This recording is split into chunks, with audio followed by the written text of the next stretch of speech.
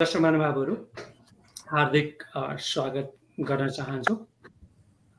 अमेरिकाबाट सञ्चालित eNepali.com मा यहाँहरूलाई सबैलाई हार्दिक स्वागत गर्न चाहन्छु। आज हामी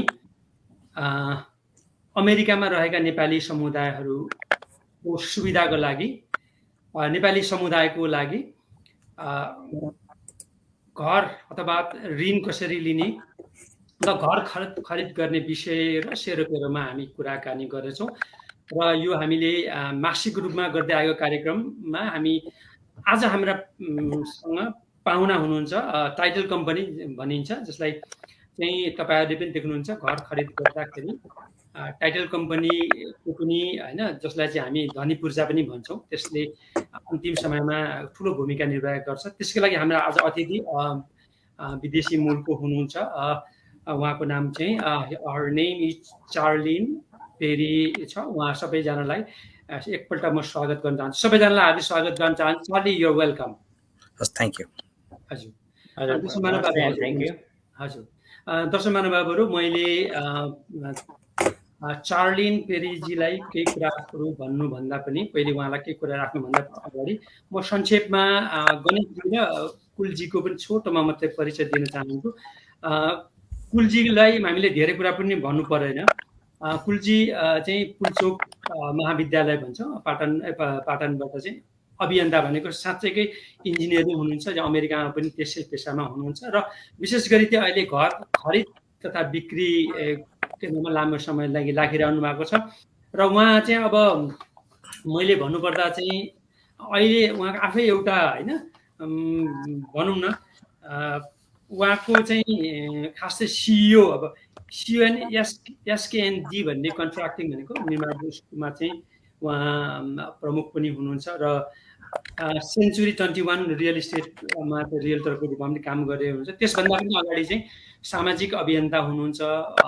Baltimore association of Nepalese in association को इन नेपाल होइन, इन अमेरिका भन्छौँ, Baltimore association of Nepalese in America, जसलाई संक्षेपमा बाना भन्छ, त्यसको पूर्व अध्यक्ष पनि हुनुहुन्छ र यही अध्ययन पनि गर्नुभएको छ। चर्चित हुनुहुन्छ, समाजसेवी पनि हुनुहुन्छ। यसलाई मैले छोटोमा परिचय गराएँ।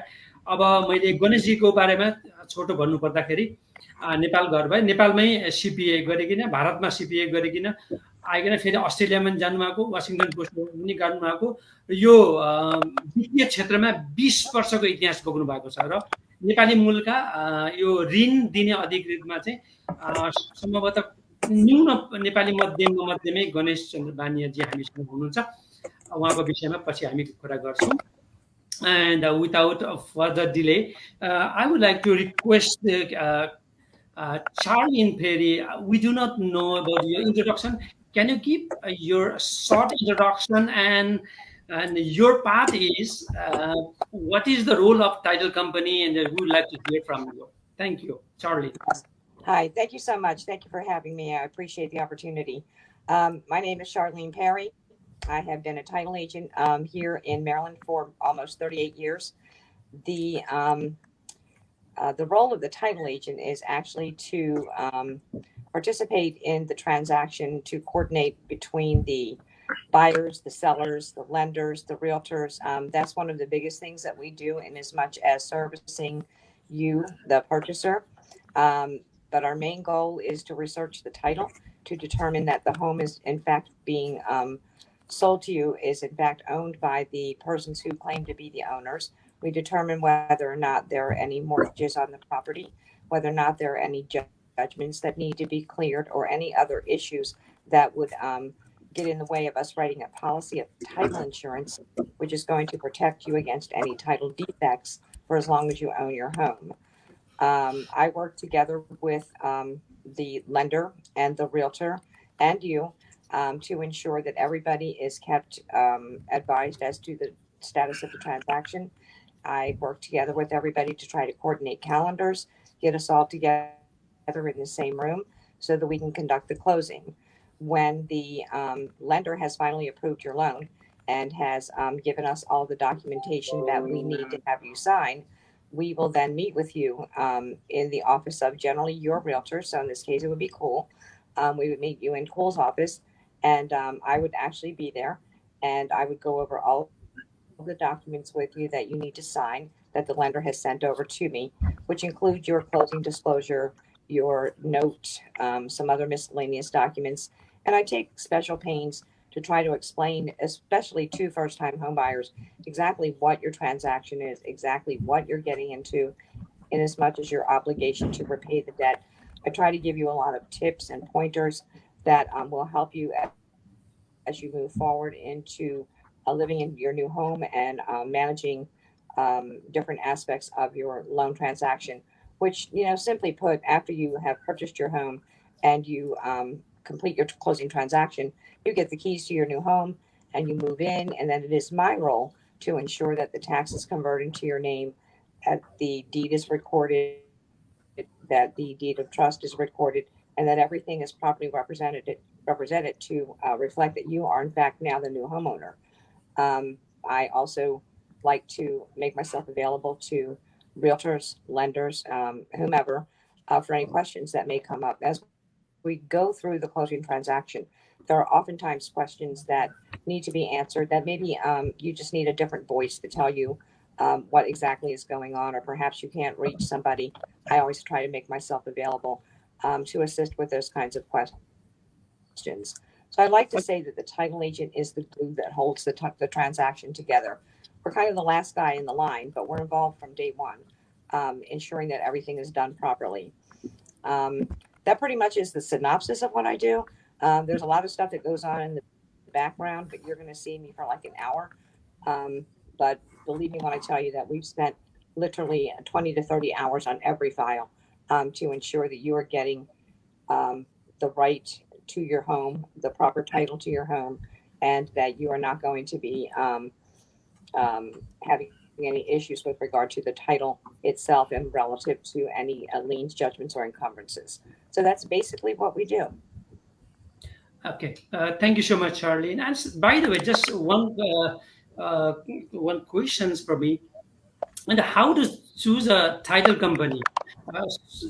Buyer directly approach to the title company, or through the realtor, or loan officer will give you a reference or something like that? Yes, typically, now in the state of Maryland, the buyer has the absolute right to select their own title agent. In the Okay. ordinary course, the realtor will provide the buyer a couple of referrals, or they may say to the depending on the circumstance, I would appreciate if you would use this particular provider, simply because they know a lot about this transaction already.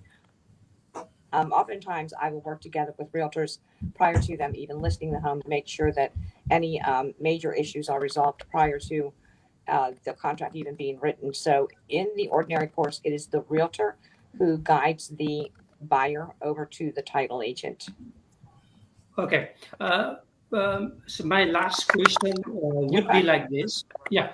Uh, Realtor recommended, realtor passed the okay. uh, I go to the Ganesh Bania, but Ganesh Bania, he's a loan officer. Loan officer passed the what do you call, mortgage loans to the buyer, and realtor also recommended he passed this one. In the last case, okay, if the loan officer has already passed the loan to the buyer, and ultimately it reaches to the title company, or title company can reject the pass, what do you call, this I just what I wanted to say is, uh, what is your the recommendation if you check the documents of the buyers, and ultimately it maybe happen that you can also reject the buyers looking into the, what to call, looking into their financial status or no? Okay. That's a good question. Thank you for that. No, I don't get involved in the buyer's financial status. The lender takes care of all of that. The lender Okay. will send me documents, which there is one document among those, which is the loan application, which does contain some information relative to the buyer's financial status, but it's not something that I delve into or review in any fashion. That is a lender-specific requirement. That is a lender-specific goal and task. That is not my goal and task. Okay, so you are not you do not reject any buyer's financial status or something like that. Just we want to make sure about this. I'm not sure I quite understand the question. We coordinate between buyers, sellers, and lender. We don't particularly represent anybody. We represent the property basically to ensure that the property is being conveyed to the buyer without any title incidents that might pop up in the future. We do work very closely with the lender. Oftentimes the lender will reach out to us and say, hey, we have a particular issue here. Can you provide further information? Or they'll reach out to the lender, or excuse me, to the realtor for further information as well. But in as much as the actual financial aspect of it, that is specifically lender guided. I will help if necessary and if I can, but it's not typically something I get involved in. Okay, thank you so much, Charlene, and thank you so much. Now I go to Ganesh Bania and Kula Acharya ji. Thank you so much. I appreciate it. Thank you. Thank you so much. Thank you. दर्शक महानुभावहरू अब हामीले केही क्षणको लागि मात्रै चार्लिन पेरीजीलाई यहाँ ल्याएको थियौँ.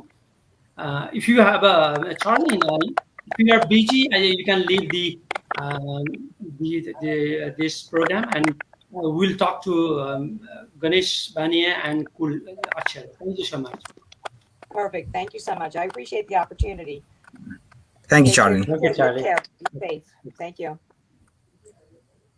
हजुर दर्शक महानुभावहरू हामी यहाँ एकैछिन यहाँ अब हामी गणेशजी तपाईँ अलिक बिचमा बस्नुहोस् त एकपल्ट बिचमा यहाँ देखेर यस्तो ठिक छ यस्तो भयो होइन हामीले यस्तो गर्दाखेरि हो यस्तो आउनुपर्छ यो CNN जस्तो हामीले तपाईँलाई गर्न खोजिरहेको छौँ दर्शक महानुभावहरू हामीले केही क्षण अघि हामीले यो नेपालीमा चाहिँ कुलजी होइन गरे हाम्रो त्यो टाइटल कम्पनी भनेको चाहिँ नेपालीमा चाहिँ त्यो के अरे हाम्रो मालपोत कार्यालयले गर्ने काम हुन्छ मालपोत कार्यालय रजिस्ट्रेसनको त्यो काम गर्ने कामहरू र अनि यो जग्गामा अथवा त्यो प्रपर्टीमा चाहिँ त्यहाँ कुनै इस्युजहरू त्यो छ कि छैन जस्तो हाम्रो नेपालतिर हो भने हैन त्यो के अरे बन्धक राखेको छ कि छैन यदि त्यहाँ बन्धक राखेको छ भने फुका गर्नुपर्ने यावत इस्युहरू हुन्छ र यो इस्युहरू हेर्ने चाहिँ के अरे टाइटल कम्पनीको काम हजुर दर्शक महानुभावहरू अब म सिधै विषयवस्तुमा हामी गयौँ 45 मिनेट भित्रमा हामी यो कार्यक्रम सक्दछौँ सबैभन्दा पहिले अब मैले गणेशजीलाई त मैले बारम्बार हैन यो कार्यक्रम नियमित रूपमा भइरहेको छ र गर्छु पनि अघि पनि भने नेपाली मूलको ऋण दिने अधिकृत चाहिँ अमेरिकामै न्यूनम मध्यमा गणेश चन्द्रजी पनि बानियाजी पनि एक हुनुहुन्छ र म कुलजीलाई सोध्न चाहे हजुर कुलजी अघि हाम्रो नि त्यसपछि म गणेशजीलाई जान चाहन्छु सबैभन्दा पहिला घर किन्नलाई मैले घर किन्न चाहे भने सबैभन्दा पहिला चाहिँ किन्ने मान्छेले चाहिँ सबैभन्दा पहिले चाहिँ के योजना बनाउनु पर्छ छोटोमा कुलजी हजुर हस् थ्यांक यू है र विजयजीलाई र इनेप्लिजलाई पनि हस् thank you for the opportunity तपाईले के अरे अहिले सोध्नु भएको क्वेशनमा ठ्याक्कै यदि कोही मान्छेले अब घर किन्न चाहे भने सबभन्दा पहिलो कुरा चाहिँ उसले आफैले चाहिँ आफ्नो आवश्यकता चाहिँ के हो उसले कस्तो घर किन्न खोजिरहेको छ र उसको बजेट कति छ उसले कति भ्याउँछ भनेर एउटा आफैमा एउटा गर्नुपर्ने एउटा रिसर्च भयो हैन पहिलो फेजमा यसपछि चाहिँ युजुअली भनौँ न अब हामी युजुअली के बुझ्छौँ भने हामी घर किन्ने भन्ने बित्तिकै यो ठुलो अमाउन्टको हो हैन सबै मान्छेसँग त्यो क्यास हुँदैन त्यसकारणले गर्दा अब यदि कोही मान्छेसँग त्यो क्यास हुन्छ भने त उसले सिधै रियल्टरलाई कन्ट्याक्ट गरेर हैन म क्यासमा किन्ने हो अब ल मलाई के अरे यो घर हेरिदिनुस् भन्न पाउँछ अब तर युजुअली मोस्ट अफ द पिपलको चाहिँ भनौँ न लोन अफिसर के अरे मा गएर त्यो लोन लिएर घर किन्नु पर्ने हुन्छ यस कारणले हाम्रो सेकेन्ड स्टेप भनेको चाहिँ हाम्रो यो लोन अफिसरसँग सम्पर्क गर्नु पर्यो र उहाँको आम्दानीको आधारमा उहाँको इन्कमको आधारमा र उहाँको इन्ट्रेस्टको आधारमा त्यो कतिसम्म चाहिँ यो लोन अप्रुभ हुन सक्छ भनेर उहाँले चाहिँ कुरा गर्नु पर्यो। यसपछि उहाँको लोन कति अप्रुभ हुँदो रहेछ हो त्यो बराबरको अनि घर हेर्ने जिम्मा चाहिँ हाम्रोमा आयो। अब रियल्टरको काम चाहिँ यसपछि स्टार्ट हुन्छ। यस कारणले गर्दाखेरि म के भन्छु भने पहिला आफू डिसाइड गर्नुहोस्, यसपछि हाम्रो लोन अफिसरकोमा हाम्रो गणेशजीकोमा जानुहोस् अनि उहाँले कतिसम्म त्यो लोन अप्रुभ हुन्छ भनेर भन्नुहुन्छ। यसपछि हो त्यसको आधारमा चाहिँ अनि रियल्टरकोमा आइसकेपछि उहाँको के अरे अमाउन्टको आधारमा कतिसम्म एप्रुभ हुन्छ उहाँको लोन अनि यसको आधारमा चाहिँ हामी घर हेर्न थाल्छौँ, यसपछि र अफर हाल्न थाल्छौँ। धन्यवाद। म अब यो जिज्ञासा चाहिँ गणेशजीलाई राखेँ पहिले, उहाँलाई सोधेकै प्रश्न। हजुर विजयजी धन्यवाद। हाम्रो कुल आचार्य सरलाई पनि म धन्यवाद दिन चाहन्छु। हामीले विजयजी र मैले चाहिँ यो कन्टिन्युस सिरिज गरिरहेको थियौँ। यसमा अलिकति एक्स्ट्रा रियल्टरको पार्ट पनि मिसाउनु पायो भने ओभरअल नलेज सेयरिङ हुन्छ भन्ने हिसाबले हामीले यो कुरा गरेर यो आइदिनु भएकोमा धन्यवाद। अब त्यो क्वेसन त अब हाम्रो कुल सरले एन्सर गरिसक्नुभयो। मेनली पहिला आफू डिसाइड गर्नु पऱ्यो कि अब कस्तो घर किन्ने, के किन्ने, आफ्नो बजेट, आफ्नो इन्ट्रेस्टको कुरा भयो पहिला। अब सबै कुरा भयो भने सबै कुरा आफूले भने जस्तो भयो भने चाहिँ मैले कतिसम्म घर किन्नु, कस्तो चाहिँ घर किन्न मेरो इच्छा छ पहिला आफूले हेर्नु पऱ्यो। त्यसपछि चाहिँ तपाईँको प्री एप्रुभल भन्छ, त्यो चाहिँ प्रोसेस। अब सबै डकुमेन्ट हेरेर इन्कम अनि लाइबिलिटीहरू, अरू कति अरू लाइबिलिटी छ, आम्दानी कति छ पहिला हेर्नु पऱ्यो। त्यो आम्दानी अनि अरू लाइबिलिटी, गाडीको कति तिर्नुपर्छ, क्रेडिट कार्डहरू कति तिर्नुपर्छ, अब एजुकेसन लोन होला होइन, त्यो सबै कुराहरू हेरेर चाहिँ कति % डाउन पेमेन्ट गर्ने, रिसोर्सेस कति छ होइन हामीसँग पैसाहरू, त्यो सबै हेरेर चाहिँ कतिसम्म चाहिँ क्वालिफाई गर्न सकिन्छ भनेर चाहिँ अनि क्रेडिट पनि हेर्नुपर्ने हुन्छ। क्रेडिट पुल गरेर सबै डकुमेन्ट हेरेपछि अनि कति चाहिँ लोन एप्रुभ हुन्छ भनेर हामीले चाहिँ एउटा लेटर इस्यु गर्छौँ, प्री एप्रुभल लेटर भन्छ त्यसलाई। त्यो प्री एप्रुभल लेटर इस्यु गरेपछि त्यो लेटरको आधारमा चाहिँ अनि चाहिँ उहाँहरू चाहिँ रियल्टरकोमा गएर अनि आफ्नो निड्सहरू र म चाहिँ यतिसम्म क्वालिफाई हुने रहेछ भन्ने हिसाबले त्यो दुईवटा कुराहरू दिएपछि अनि डिटेल डिस्कसन चाहिँ अब कस्तो घर किन्ने, कता किन्ने, के गर्दा राम्रो हुन्छ भन्ने चाहिँ हाम्रो रियल्टरसँग गएर त्यो चाहिँ डिस्कस गर्न सकिन्छ। त्यो लगभग त्यो 3 स्टेप भन्नुपर्दा पहिला आफ्नो माइन्ड मेकअप गर्नु पऱ्यो, अनि आफ्नो क्यापासिटी कति छ, कतिसम्म एप्रुभ हुन्छ भनेर प्री एप्रुभल लिनु पऱ्यो, अनि त्यसपछि चाहिँ रियल्टरसँग बसेर डिटेल एनालाइसिस गर्नु पऱ्यो। हजुर गणेशजी, तपाईँलाई नि दोस्रो प्रश्न मेरो जान्छ। अहिले बजारमा नि औषधमा होइन घर किन्नेहरूको लागि चाहिँ वर्तमान अवस्थामा ब्याज दर कस्तो छ? यस्तो छ, अब ब्याज दर चाहिँ अब तपाईँ सबैले अब सुनि नै राखेको छ, हिस्टोरिकली लो भन्ने जो स्टेजमा छ होइन। त्यो भनेको अब ब्याज दर एकदमै कम छ। अब टिपिकल्ली एउटै रेट चाहिँ सबैलाई एप्लिकेबल हुँदैन होइन। अब तपाईँको त्यसमा डिफ्रेन्ट फ्याक्टरहरूले डिटर्माइन गर्छ। अब औषध रूपमा भन्नुपर्दा अहिले चाहिँ लगभग अब 30 इयर्सको हामीले कुरा गऱ्यो भने लगभग 2.75 को वरिपरि छ। अब त्यो अलिकति तल पनि हुनसक्छ तपाईँको सिनेरियो अनुसार र तपाईँको सिनेरियो अनुसार माथि पनि जान सक्छ होइन। तब अहिलेको स्थितिमा चाहिँ अब 2.75 को 30 इयर्सको कन्भेन्सनल लोनको कुरा गर्दा 2.75 को वरिपरि छ रेट अहिले। हजुर धन्यवाद। अब म कुलजीलाई मैले जिज्ञासा राख्न चाहेँ। दर्शक महानुभावहरू, कुल मणि आचार्य उहाँको पुरा नाम थियो। अघि पनि भने हामी चाहिँ सामाजिक अभियन्ता भन्छ होइन, साँच्चैकै उहाँ अभियन्ता, इन्जिनियर नै मान्छे हो। Thank you. हजुर त्यो मान्छेले सामाजिक अभियन्ता भनेको मात्रै होइन होला, क्रियाशील हुनुहुन्छ। अब मैले अघि पनि भनिहालेँ, बाना भन्ने संस्थाको पूर्व अध्यक्ष पनि हुनुहुन्छ, त्यहाँ गुठीमा पनि सभापति पनि हुनुहुन्छ, गैर आवासीय सङ्घको चुनाव पनि गराउनु भयो, विभिन्न सङ्घ संस्थामा क्रियाशील हुनुहुन्छ होइन। अनि ग्राहक पनि राम्रै पाउँछ, घर किनेको सामाजिक सञ्जालमा पनि राखिरहनुहुन्छ, तस्बिरहरू पनि राख्नुहुन्छ, मृदुभाषी पनि कुलजी हुनुहुन्छ। कुलजी, अब मानिसहरूलाई नि घरै किन्नलाई चाहिँ होइन, घर खरिद बिक्री अभिकर्ता भन्छ रियल्टरलाई नेपालीमा, लाई चाहिँ किन चाहिन्छ अनि किन चाहिँ हामीले रियल्टर तपाईँ जस्तो मान्छे अभिकर्तालाई चाहिँ सम्पर्क गर्नुपर्ने हुन्छ? हजुर, एकदम बेसिक क्वेसन र इम्पोर्टेन्ट क्वेसन। यो क्वेसन भनौँ न, यो धेरैजनाको यो मनमा आइरहेको पनि हुन्छ अनि सोधिरहनुहुन्छ। अब युजल्ली अब यदि कोही मान्छेले यहाँ घर किन्न खोज्नुभयो भने कहिले काहीँ एउटा सिनेरियो के हुन्छ भने यहाँ बेच्न भनेर यहाँ राखिएको हुन्छ। यदि कोही मान्छेले त्यो सिधै होइन विक्रेतालाई चाहिँ के अरे कन्ट्याक्ट गर्न पाउँदैन, उसको एजेन्ट त हुन्छ नै भनेपछि उसको एजेन्ट मार्फत पनि त्यो किन्न सक्नुहुन्छ। अब तर के हुन्छ भने उसको एजेन्ट भनेको चाहिँ यो सेलरको लागि त्यो काम गर्ने मान्छे हो भनौँ न, उसको पक्षमा काम गरिदिने मान्छे हो। जस्तो हामीले वकिल राख्दाखेरि वकिलले आफ्नो लागि काम गरेको जस्तै गरेर तपाईँले आफ्नो रियल्टर हाल्नुभयो भने तपाईँको लागि त्यो काम गर्छ त्यो रियल्टरले, यदि होइन अर्कोको रियल्टरसँग काम गर्नु भने उसको लागि काम गर्छ। यस कारणले गर्दाखेरि खास यो तपाईँको हितको लागि, अब हित भन्नाले खास के नै हुन्छ र एउटा घर किन्नेमा भन्ने कुरा आउन सक्छ। अब म के भन्छु भने होइन, घर किन्ने भनेको सायद नेपाली मात्रै होइन, हामी सबैको लागि चाहिँ एउटा ठुलो इन्भेस्टमेन्ट भनेको एउटा इन्भेस्टमेन्ट हो र मेजर इन्भेस्टमेन्ट हो। त्यस कारणले यो तपाईँले त्यो गरेको इन्भेस्टमेन्टमा चाहिँ भोलि त्यो केही कुराहरू राम्रो कुराहरू नआउन् अथवा त्यो फल्ट नहोस् होइन, स्मुथली जाओस्। र अझ स्पेसल्ली त अझ अमेरिकामा त यहाँ तपाईँ हामीलाई यहाँ के थाहा छ भने एउटा सानो कन्ट्र्याक्ट गर्दा पनि होइन कति पेजको हुन्छ। युजली तपाईँ एउटा कन्ट्र्याक्ट गर्ने बित्तिकै एउटा घर किन्दा होइन 40-50 पेज त इजिली साइन गर्नुहुन्छ। अब त्यहाँ भएको हरेक त्यो यो टर्म्स एन्ड कन्डिसनहरू साधारणतया भनौँ न एकजना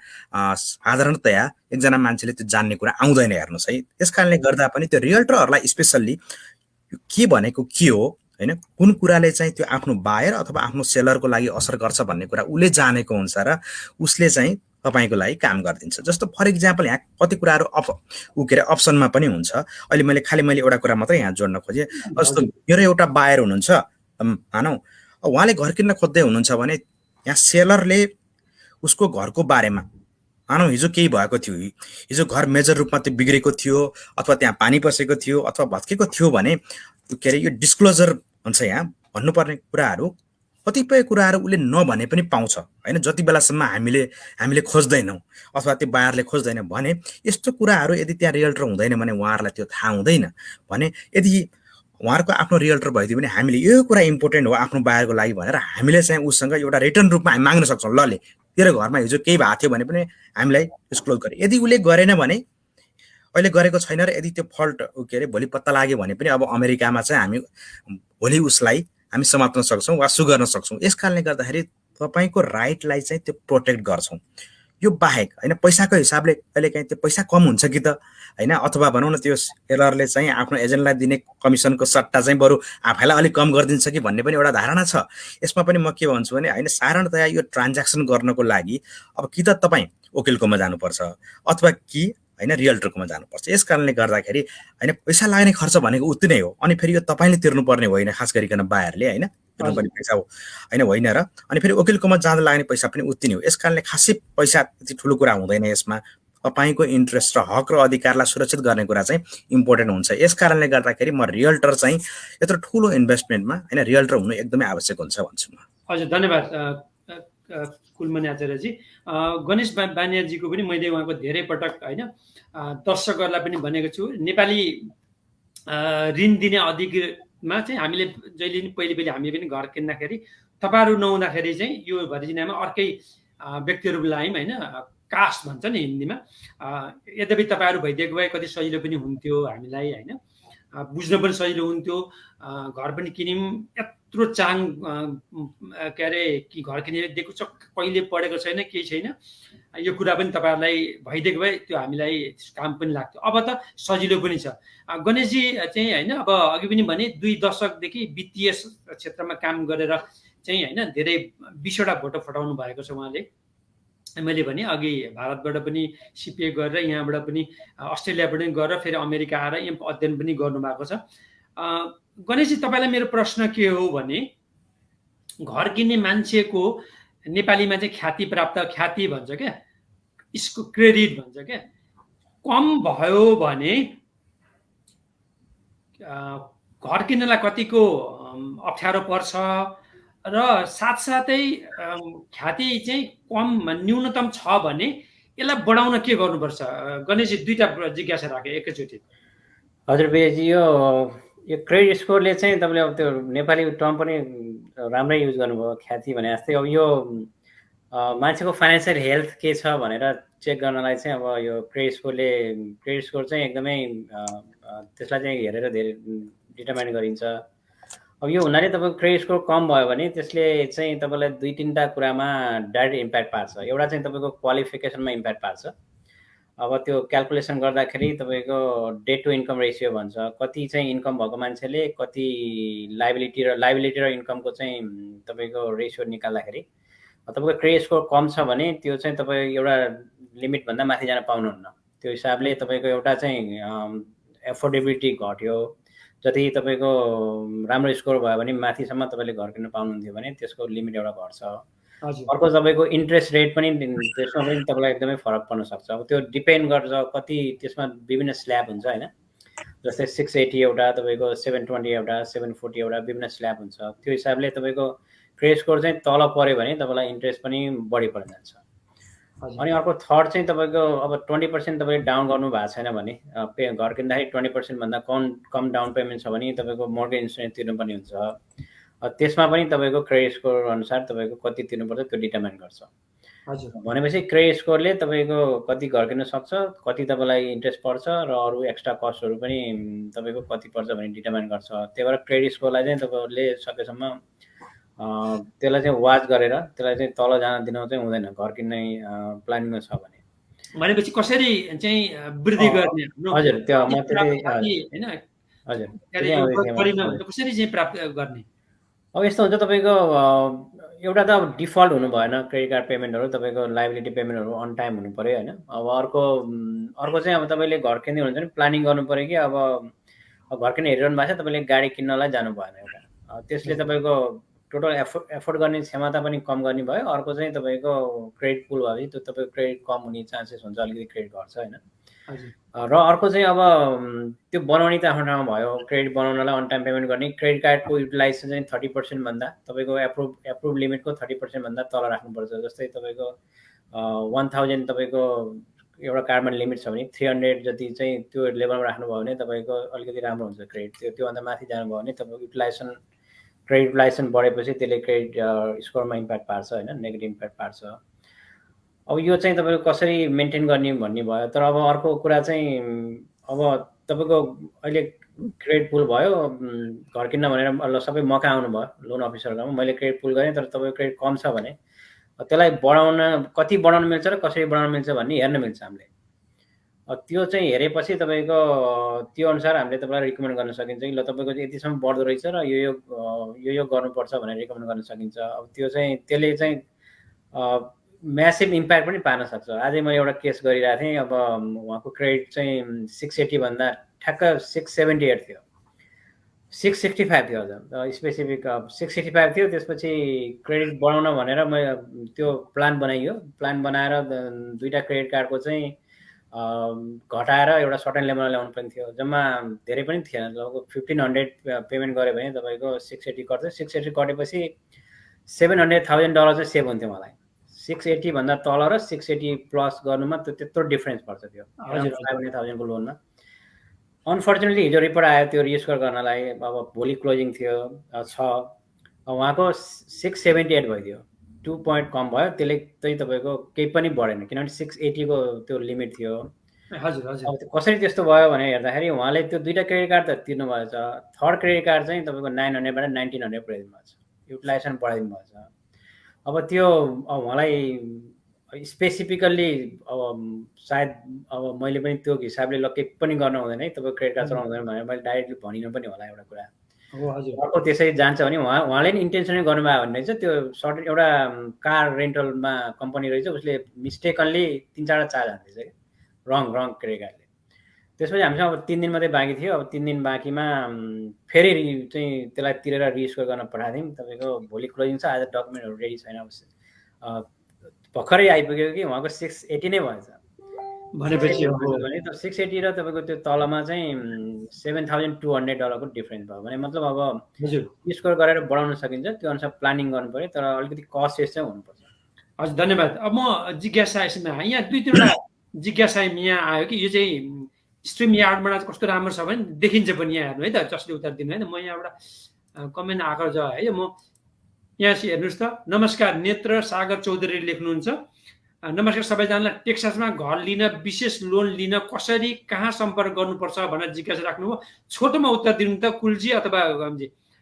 पहिले लोनको कुरा हुनाले अब मैले यस्तो छ। अब यो जुन हामी चाहिँ मोर्गेज ब्रोकर भन्छौँ होइन, यो हाम्रो टाइटल चाहिँ मोर्गेज ब्रोकर हो। त्यो भनेको के हो भन्दाखेरि अब नेपालमा चाहिँ लोन लिन हामी डाइरेक्ट ब्याङ्कमा गइन्छ, ब्याङ्क नर्मली ब्याङ्कमा गएर ब्याङ्कसँग कुरा गरेर ब्याङ्कको लोन अफिसर हुन्छ होइन। अब त्यसपछि त्यहाँबाट प्रोसेसिङ हुन्छ। अब अब अमेरिकामा चाहिँ तपाईँको मोर्गेज ब्रोकर भनेको चाहिँ अब तपाईँको इच्छा भयो घर किन्ने भनेपछि तपाईँलाई लोन चाहियो भने अब लोन अफिसर मोर्गेज ब्रोकरकोमा आउनुहुन्छ, हामीहरूकोमा आउनुहुन्छ होइन। त्यसपछि तपाईँको सिनारियो हामीलाई ब्रिफ गर्नुहुन्छ कि यस्तो यस्तो सिनारियो हो, मैले यो किसिमको घर किन्नलाई लाग्यो, यति डाउन पेमेन्ट छ, यति चाहिँ तपाईँ म चाहिँ यति पैसासम्म छ, अब मलाई चाहिँ कसरी गर्ने, लोन कतिसम्म हुन्छ, कसरी हुन्छ भनेर तपाईँ मका आउनुहुन्छ। त्यसपछि तपाईँको एप्लिकेसन र डकुमेन्ट हेरेपछि मैले चाहिँ तपाईँको विभिन्न कम्पनीहरूसँग एप्रोच गर्छु। सबै कम्पनीसँग एप्रोच गरेपछि तपाईँलाई तपाईँको सिनारियोलाई जुन किसिमले बेस्ट सुट गर्छ त्यो चाहिँ प्रपोजल चाहिँ म तपाईँलाई दिन्छु कि यो हामीसँग 2-3 प्रपोजल छ। अब तपाईँलाई त त्यति धेरै थाहा नहुन सक्छ। अब यो प्रोफेसनलमा अब म नै प्रोफेसनल भएको हुनाले मैले नै यो अप्सन छ, यो चाहिँ बेस्ट छ भनेर तपाईँलाई चाहिँ मैले गाइड दिन्छु। त्यो अनुसारको चाहिँ अब तपाईँ र म डिस्कस गरेर कुन लोन लिने भनेर चाहिँ त्यसरी डिसाइड गरिन्छ। अब यो टेक्ससको कुरा गर्नुभयो, अब तपाईँको जुन स्टेटमा पनि प्रोसेस त्यही नै हो त्यो, तर त्यो स्टेटमा चाहिँ मोर्गेज अफिसर चाहिँ लाइसेन्स हुनुपर्छ। त्यो अनुसार लाइसेन्स मोर्गेज अफिसरसँग तपाईँले सम्पर्क गर्नुभयो र आफ्नो सिनारियो एक्सप्लेन गर्नुभयो भने उहाँले तपाईँलाई गाइड गर्नुहुन्छ। धन्यवाद। यहाँ खालि एउटा ईश्वरी आचार्यजी एकदमै इनेप्लिजको हरेक कार्यक्रममा हेर्नुहुन्छ। ईश्वरजीलाई धन्यवाद, ग्रेट इन्फर्मेसन भन्नुभयो। अर्को मनिता होइन ढुङ्गानाजीले पनि very good information, thank you भन्नुभयो। अर्को एउटा जिज्ञासा आयो है सन्ध्या लामाले, do you have any information for Coloradans? Also is a home buying option only for the green card holder or citizen only or even for work permit holders to भनेर दिनुभयो। यसलाई कसलाई उत्तर दिने? हुन्छ म दिउँ। हजुर सन्ध्याजीले गर्नुभएको रहेछ, हामीले यहाँ घर किन्नको लागि यहाँ ग्रिन कार्डै हुनुपर्छ भन्ने छैन।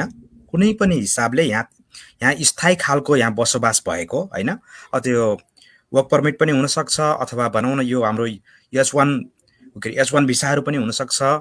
एनी स्ट्याटसले चाहिँ यहाँ जागिर खाइराखेको छ र उहाँको लोन अप्रुभ हुन्छ भने हुनसक्छ होइन। त्यो ग्रिन कार्ड वा सिटिजनै हुनुपर्छ भन्ने छैन। यो सबै अमेरिकाभरिको नियमै एउटै हो, स्टेट अनुसार यो चाहिँ फरक छैन। हस्, थ्याङ्क यू। धन्यवाद। अर्को एउटा जिज्ञासा आयो, केदार रिजाले सोध्नु, how long takes time for loan pre approve paper for भनेर। अब ऋण अधिकृत नै हामीसँग हुनुभएको हुनाले गणेशजी यसको त्यति लामो टाइम लाग्दैन। तपाईँले एप्लिकेसन फिल गर्नुभयो भने एप्लिकेसन 10-15 मिनट लाग्छ। त्यसपछि क्रेडिट पुल गरेर तपाईँले डकुमेन्टहरू प्रोभाइड गर्नुभयो भने त्यो चाहिँ विथिन अ डे भनौँ न, तपाईँको एप्लिकेसन आएपछि त्यो धेरै टाइम लाग्दैन, त्यो इमिडिएटली गर्न सक्ने काम हो। हजुर। अर्को एउटा जिज्ञासा आयो यहाँ हेर्नुहोस् है, यहाँ छ सुन्दर शेर्पाले सोध्नुभयो, गणेश दाई good to see you on live. If I want to buy a home in NC, North Carolina, is it possible to get a loan for that? I'm working in Virginia भन्नुभयो।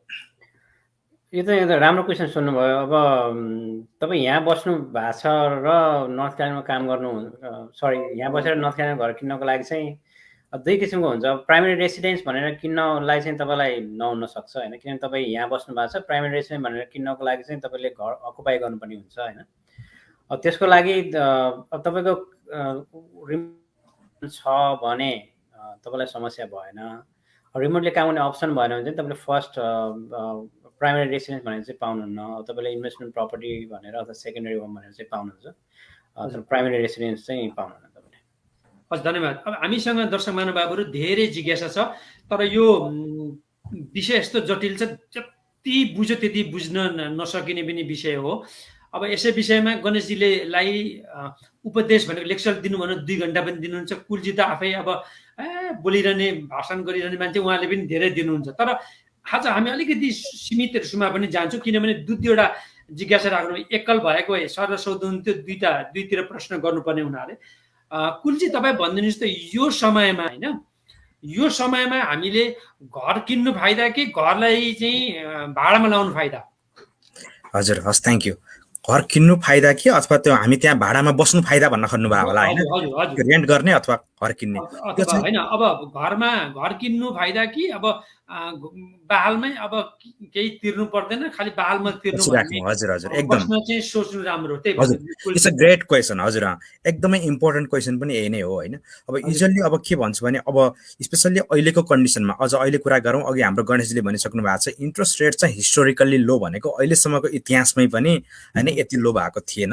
यति लोमा छ भन्ने बित्तिकै हामीले यदि यो लोन लियौँ भने अब यो लोनको कस्ट अलिक कम पर्ने भयो, एउटा फाइदा भयो। अनि अर्को कुरा जस्तो अहिले चाहिँ हाम्रो होम प्राइसहरू अलिकति हाई भइरहेको छ होइन, हो त्यो के अरे यो सही कुरा हो। फेरि यति बेला भनौँ न विगत 1 वर्षदेखि आएर अलिकति यो बढिरहेको छ, अब थोरै कुल डाउन पनि हुँदैछ अब चाहिँ होइन, हालसाल आएर चाहिँ अब बढिरहेको अवस्थामा पनि अब म के भन्छु भने यति बेला चाहिँ तपाईँ खास कस्तो घर के अरे यहाँ लिन खोज्दै हुनुहुन्छ, यही तपाईँ होइन के अरे फर्स्ट घर अलरेडी छ होइन, तपाईँ सेकेन्ड घर चाहिँ अलि लग्जरी घर अलि बढी पैसाको घर किन्न खोज्दै हुनुहुन्छ, मिलियन्सहरू पर्ने घर खोज्दै हुनुहुन्छ भने चाहिँ म के सजेस्ट गर्छु भने अलि महिना वेट गर्नुहोस्, अलि महिना मात्रै है बिस्तारै।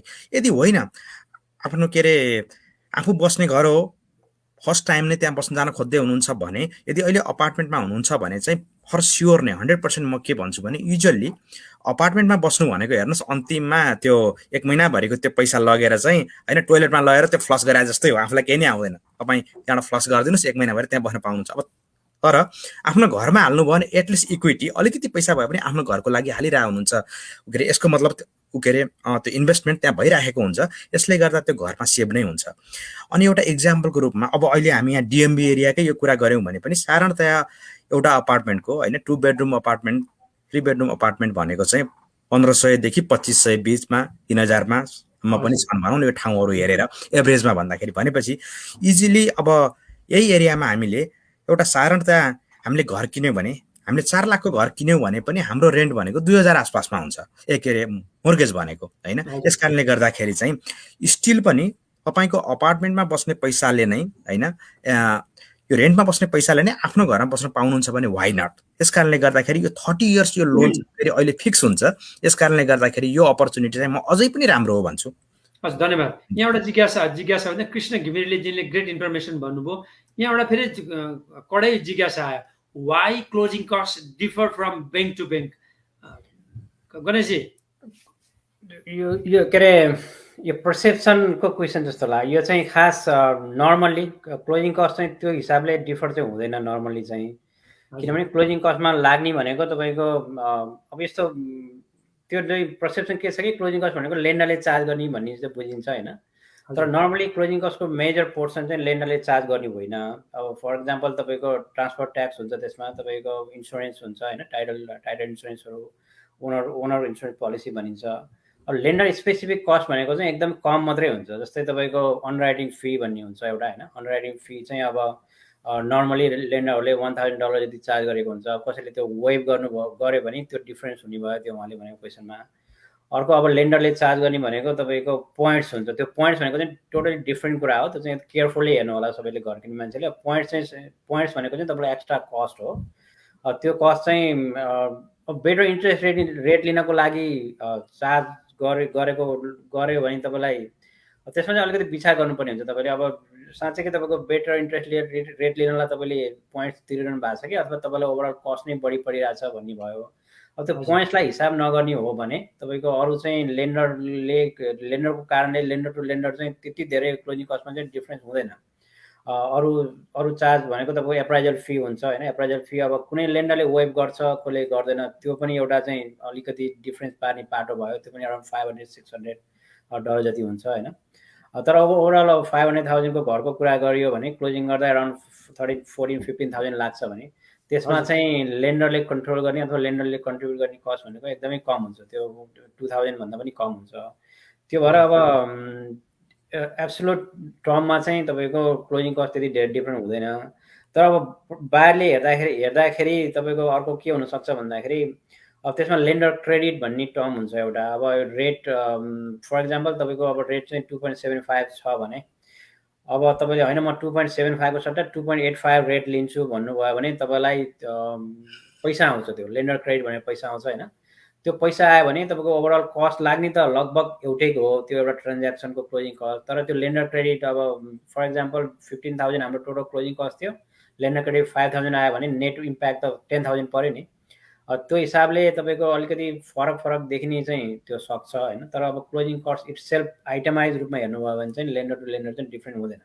हजुर कुलजी, मेरो एउटा जिज्ञासा जस्तै अब तपाईँ होइन घर अभिकर्ता पनि हुनुहुन्छ, तपाईँ आफै अभियन्ताको रूपमा अभियन्ता साँच्चैको अभियन्ता भएन एउटा पनि हुनुहुन्छ। जो घर अभिकर्ता भनौँ न रियल्टरहरूले चाहिँ प्राय पनि खाइलाग्दो लुगाहरू राम्रो चिटिक चाटक होइन पनि बनेर एउटा हिँड्ने त्यो एउटा पेसागतको मर्यादाको कुराहरू पनि हुनुहुन्छ होला होइन। अहिले नि घर भन्दा पनि घर जति छ नि त्योभन्दा बेसी किन्ने मान्छेको ताती लागेको भन्ने कुरा पनि बजारले पनि देखाउँछ। एउटै घरलाई किन्दाखेरि 4 लाख छ भने 4,25,000 40,000 30,000 40,000 50,000 भनेर बडाबल गरेर हाल्ने पनि छ। के हो यो, यस विषयमा अलिकति भनिदिनुहोस् त। हजुर हस्, थ्याङ्क यू। साधारणतया के अरे अहिलेको हाम्रो हाउसिङ मार्केट हेर्ने हो भने 2007 भन्दा यता आएर अमेरिकामा चाहिँ हामी इन्भेन्टरी भन्छौँ नि जुन, अथवा इन्भेन्टरी भन्नुको मतलब के अरे यो सेलमा राखिएका त्यो घरहरू चाहिँ घट्दै आएको छ त्यति बेलादेखि नै। हजुर मौजातहरू त्यो घट्दै आएको छ र अनि यो नयाँ के अरे यो घर बन्ने क्रम पनि अलिक कम हुँदै आएको छ। यस कारणले गर्दाखेरि यहाँ के भइरहेछ भने त्यो पपुलेसन चाहिँ बढिरहेछ, मान्छेहरूलाई घर चाहिरहेछ। अनि अब तर त्यो घरहरू कम हुँदै आएको हुनाले अहिले इन्भेन्टोरी एकदमै कम छ बजारमा चाहिँ। बेच्ने मान्छे भन्दा होइन किन्ने मान्छे धेरै भयो।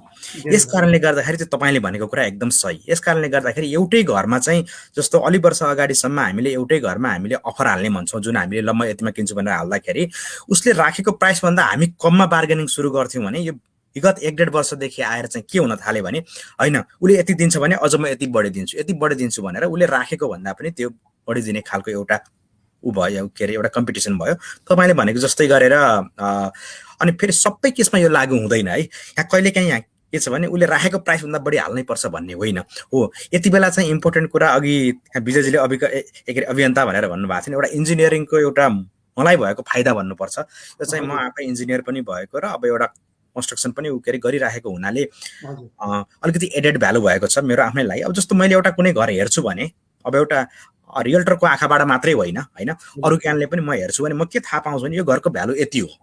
उसले जति राखे पनि त्यो प्राइस होइन, त्यो प्राइस कहिलेकाहीँ हाई राखेको पनि हुनसक्छ, उसले लो राखेको पनि हुनसक्छ भने अनि गएर हामी रियल्टरहरूले पनि एउटा एनालिसिस गर्छौँ यो घरको रियल भ्यालु चाहिँ कति हुन्छ त यति बेला। मार्केट भ्यालु भनेपछि यसको आधारमा ल यो घरको भ्यालु चाहिँ यति छ अनि मार्केटको कम्पिटिसन अनुसार अलिकति बढी हाल्नुपर्ने अवस्था आएकै हो तपाईँले भन्नुभएको जस्तै गरेर अहिले। अब तर उसले राखेको भन्दा हाई हाल्नै पर्छ भन्ने कहिले पनि होइन। अनि यो बाहेक अब म अलिकति एउटा के कुरा चाहिँ एड गर्नु पर्ला भने हाम्रो काम इम्पोर्टेन्ट चाहिँ यो के पनि हो भने यदि कोही बायर हुनुहुन्छ भने उहाँको लागि चाहिँ एउटा घरमा ल मानौँ हामीले अफर त हाल्यौँ होइन, अफर हाल्ने बित्तिकै अब त्यो घर चाहिँ होइन अब यो ब्लाइन्डली उसले राखेको भन्दा अलिकति बढी हाल्यौँ अथवा अलिकति यो कम हाल्यौँ भने यति तिर्नै पर्छ भन्ने कुरा हुँदैन। यसपछि हाम्रो अर्को प्रोसेस हुन्छ इन्स्पेक्सन।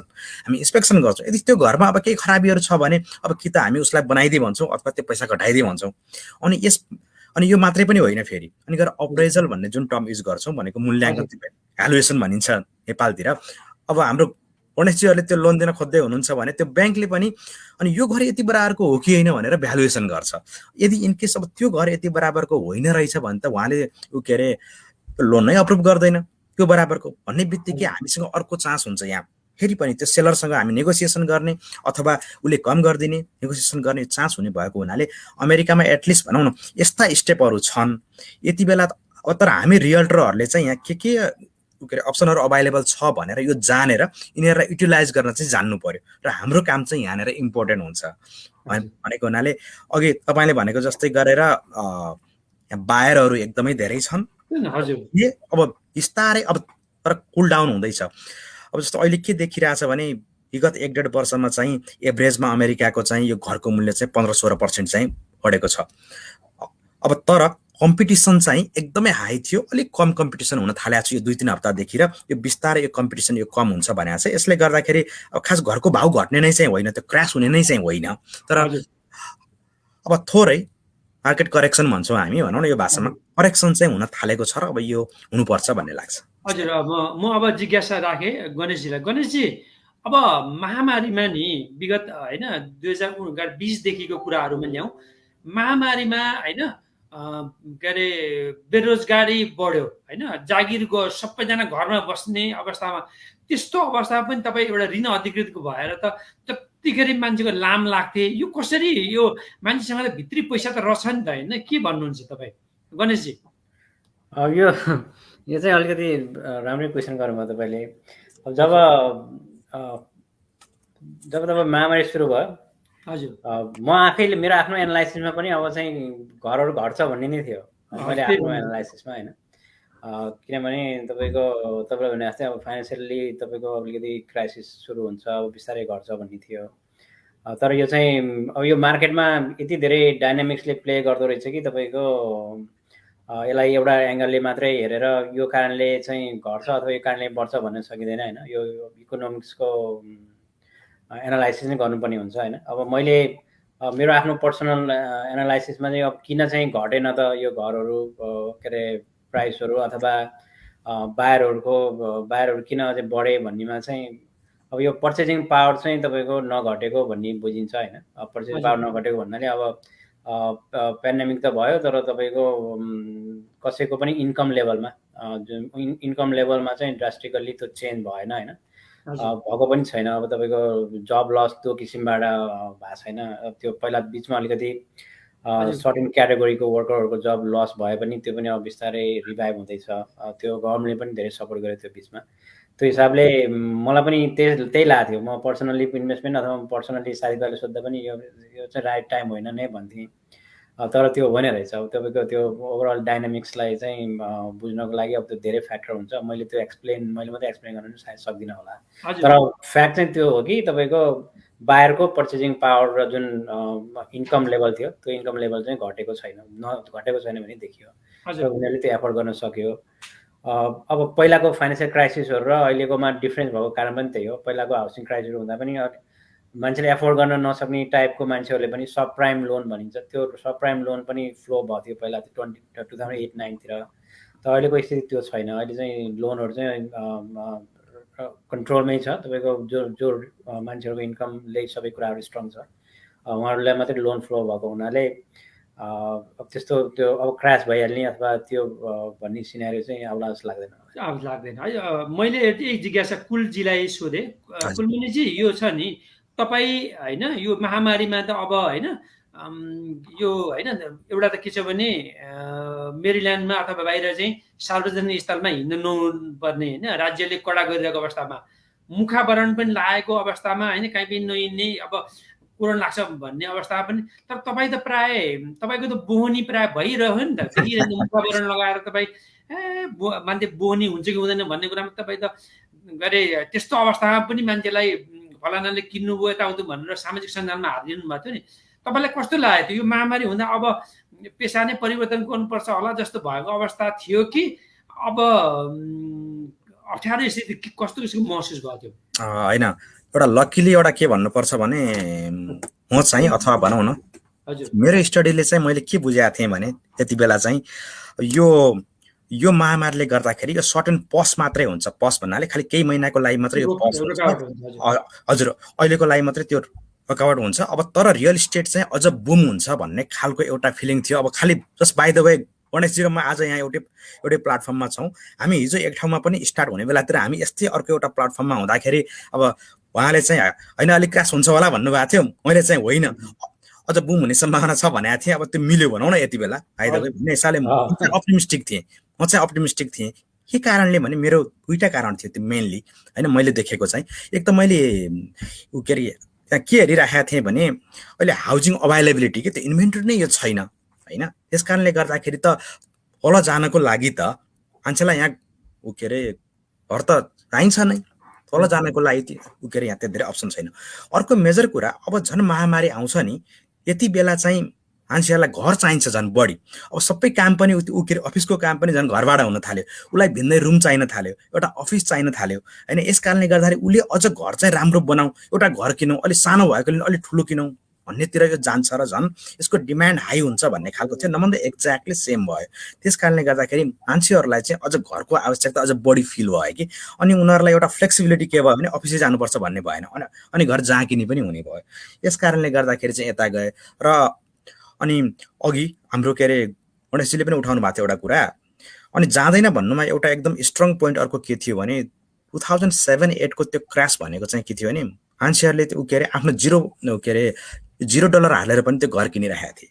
उनीहरूको त्यो घरको भ्यालु उति बेलाको मार्केट भ्यालु के अरे उनीहरूको लोन भन्दा उनीहरूको मार्केट भ्यालु अझ कम थियो, माइनसमा थियो भने उनीहरूले त्यो घर छोडिदिन्थे यत्तिकै हैन। किन राख्ने यो घर, अब किन तिर्ने भनेर त्यो छोड्ने बित्तिकै यसले गर्दा स्पाइरल इफेक्ट भएर अझ कम हुँदै गयो भने।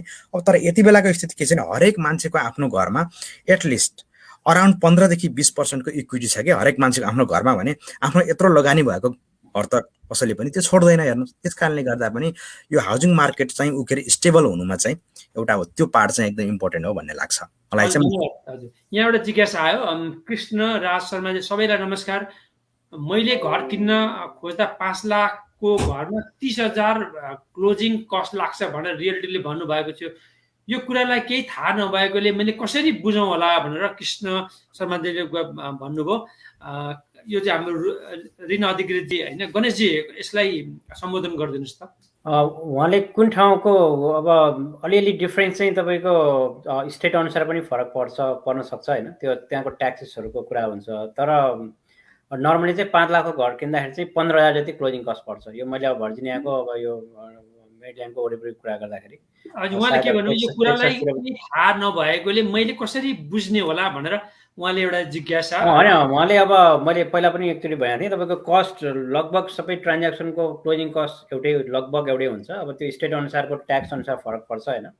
त्यसमा आइटमाइज नै हेर्न सकिन्छ। उहाँले अब आइटमाइज गरेर तपाईँको लोन अब सजिलोको लागि तपाईँले लोन अफिसरसँग कुरा गर्नुभयो हुन्छ। उहाँले लोन अफिसरले तपाईँलाई आइटमाइज नै गरेर यो लाग्छ क्लोजिङ कस्ट भनेर त्यो दिनुहुन्छ। त्यो तपाईँको त्यसमा सबै कुरा हेर्न सकिन्छ होइन। अब लेम्यानको हिसाबले तपाईँ बुझ्नु पर्दा चाहिँ लगभग 3% पर्चेज प्राइसको 3%, 5 लाख घर किन्नु भने 15,000 रुपियाँ क्लोजिङ कस्ट हुन्छ भनेर बुझ्नुभयो हुन्छ। अब कुन स्टेटमा हुनुहुन्छ 30,000 चाहिँ त्यो बढी लाग्यो मलाई, त्यो 30,000 चाहिँ त्यो धेरै नै लाग्यो मलाई। मैले थोरै एड गरिदिउँ यही क्वेसनमा। हजुर, मलाई पनि आइरहने क्वेसन हामी किनभने क्लाइन्ट त हामीसँग के अरे डे टु डे त्यो डिल हुने भयो भने यो क्वेसन एक्ज्याक्टली अघि हाम्रो गणेशजीले भनेको जस्तै गरेर एक त यो के अरे यहाँ सिटी छ भने त्यो सिटी ट्याक्सहरूले पनि अलिकति त्यो फरक पार्छ कि होइन, त्यो ट्याक्सहरू पनि तिर्नुपर्ने भयो हुनाले। त्यो बाहेक चाहिँ अर्को के कुरा भने अब जस्तो यो कुन टाइममा उहाँहरूले त्यो घर किन्दै हुनुहुन्छ यस्तो कुराहरूले पनि फरक पार्दो रहेछ। यो मैले आफ्नो अनुभवको आधारमा भन्दैछु। जस्तो फर इक्जाम्पल तपाईँले यो किन्न लागेको घरमा चाहिँ तपाईँले 1 वर्षको इन्सुरेन्स अहिले पे गर्दै हुनुहुन्छ कि अथवा यो 3 महिनाको मात्रै इन्सुरेन्स के अरे अहिले पे गर्दै हुनुहुन्छ। तपाईँले 1 वर्षको त्यो पे गर्नुहुन्छ भने अलिक बढी लाग्छ अहिले। यस्तै गरेर त्यो प्रोपर्टी ट्याक्स पनि अहिले तपाईँले यो 6 मन्थकै पे गर्दै हुनुहुन्छ कि अथवा त्यसमा 1 इयरकै त्यो पे गर्दै हुनुहुन्छ कि अथवा 1 महिनाको मात्रै अहिले पे गर्दै हुनुहुन्छ। यी कुराहरू भनेको तिर्नुपर्ने के अरे आफैले हो हुन त अल्टिमेटली चाहिँ। अब तर अहिले यो क्लोज गर्ने बेलामा नै अहिले सबै पे गर्नु भएको छ कि अलिकति मात्रै पे गर्नु भएको छ भन्ने कुराले नि यहाँ धेरै फरक पार्दो रहेछ। अनि एट द सेम टाइम यहाँ कतिजनाको जस्तो केस के आइरहेछ भने गणेशजी त यो हिन्दी त्यो डिल गर्नुहुन्छ, उहाँहरूको लोन अप्रुभ गर्नको लागि होइन उहाँहरूको त्यो क्रेडिट कार्डको अलिकति अमाउन्टहरू अथवा भनौँ न अटो पेमेन्टको अमाउन्टहरू पनि होइन यसलाई पे अफ गर्नुपर्छ भनेर त्यो पे अफ अमाउन्ट पनि अब त्यहीँभित्र हालिएको हुन्छ र सरसर्ती हेर्दा चाहिँ अब त क्लोजिङ कस्ट यत्रो रहेछ भन्ने आउँछ। अब तर के भने हो त्यो चाहिँ उहाँको इन्डिभिजुअलको के अरे सिचुएसन अनुसार अरू पे गरिरहे पनि हुनसक्छ कि त्यो कस्टहरू इन्क्लुड हुँदो रहेछ भन्ने कुरा चाहिँ त्यो मेरो अनुभवले भन्छ। र साधारणतया चाहिँ अब स्ट्यान्डर्ड कस्ट चाहिँ एउटै हो होइन, एउटै हो अघि नै भनिसक्नुभयो। अब यसमा 1-1.5 हजार भन्दा बढी फरक पर्छ जस्तो मलाई लाग्दैन होइन, गणेशजीले भनेकै आधारमा भन्नुपर्दा पनि। हस्, थ्याङ्क यू। धन्यवाद। एउटा यहाँ रमेश ढकाल महोदयले भन्नुभयो, धन्यवाद महोदय, साह्रै राम्रो कार्यक्रम भयो, धेरै व्यावहारिक सूचना पाइयो, यस्ता कार्यक्रम निरन्तर हेर्न र सुन्न पाइयोस्। Please thank you so much भनेर हाम्रो रमेश महोदयले भन्नुभयो। यहाँ अर्को एउटा जिज्ञासा लामै छ, मोहन विश्वकर्माजीले भन्नुभएको छ, पढ्नुहुन्छ? हजुर कुलजी पढ्नु?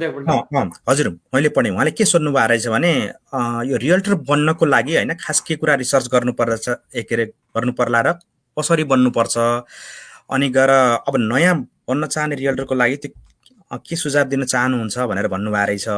म सरसर्ती के भन्छु भने अब साधारणतया हामी रियल्टर बन्नको लागि यो स्टेटमा लाइसेन्स लिनुपर्ने हुन्छ, तपाईँ कुन चाहिँ स्टेटमा काम गर्ने भनेर, र त्यो लाइसेन्स लिनको लागि एउटा कोर्स पुरा गर्नुपर्छ। साधारणतया तपाईँ अङ्ग्रेजी भनौँ न, अब अङ्ग्रेजी यहाँ जान्नै पर्यो, त्यो बाहेक चाहिँ यो म्याथको अलिअलि हैन म्याथ जान्ने हुनुपर्छ इङ्ग्लिस र म्याथको एउटा साधारणतया त्यस्तो हाई लेभल पनि होइन अब तर एटलिस्ट हैन साधारणतया यो नलेज भएको मान्छेले अलिकति त्यो पढ्नु भयो भने यो दिन सकिन्छ अब तर कुनै स्टेटमा 100 घण्टाको कोर्स एउटा पास गर्नुपर्छ पहिला अथवा कुनै स्टेटमा 150 पनि हुन्छ कुनै स्टेटमा 75 आवर्स यति जतिको एउटा कोर्स पास गरेपछि अनि गएर स्टेटले इक्जाम लिन्छ फेरि अर्को इक्जाम लिन्छ त्यो इक्जाम पास गरेपछि यो तपाईँ के अरे रियल्टर हुनुभयो यसपछि काम गर्नको लागि चाहिँ त्यहाँको रियल्टर एसोसिएसनहरूको मेम्बर भएर अनि काम गर्न सक्नुहुन्छ अब सुझाव भन्नाले म चाहिँ के भन्छु भने सरसर्ती मैले पनि अहिले के देखिरहेको छु भने यहाँ डिसी मेट्रो एरियामा चाहिँ यहाँ धेरैजना आइरहनु भएको छ त्यो राम्रो पनि हो हेर्नुहोस्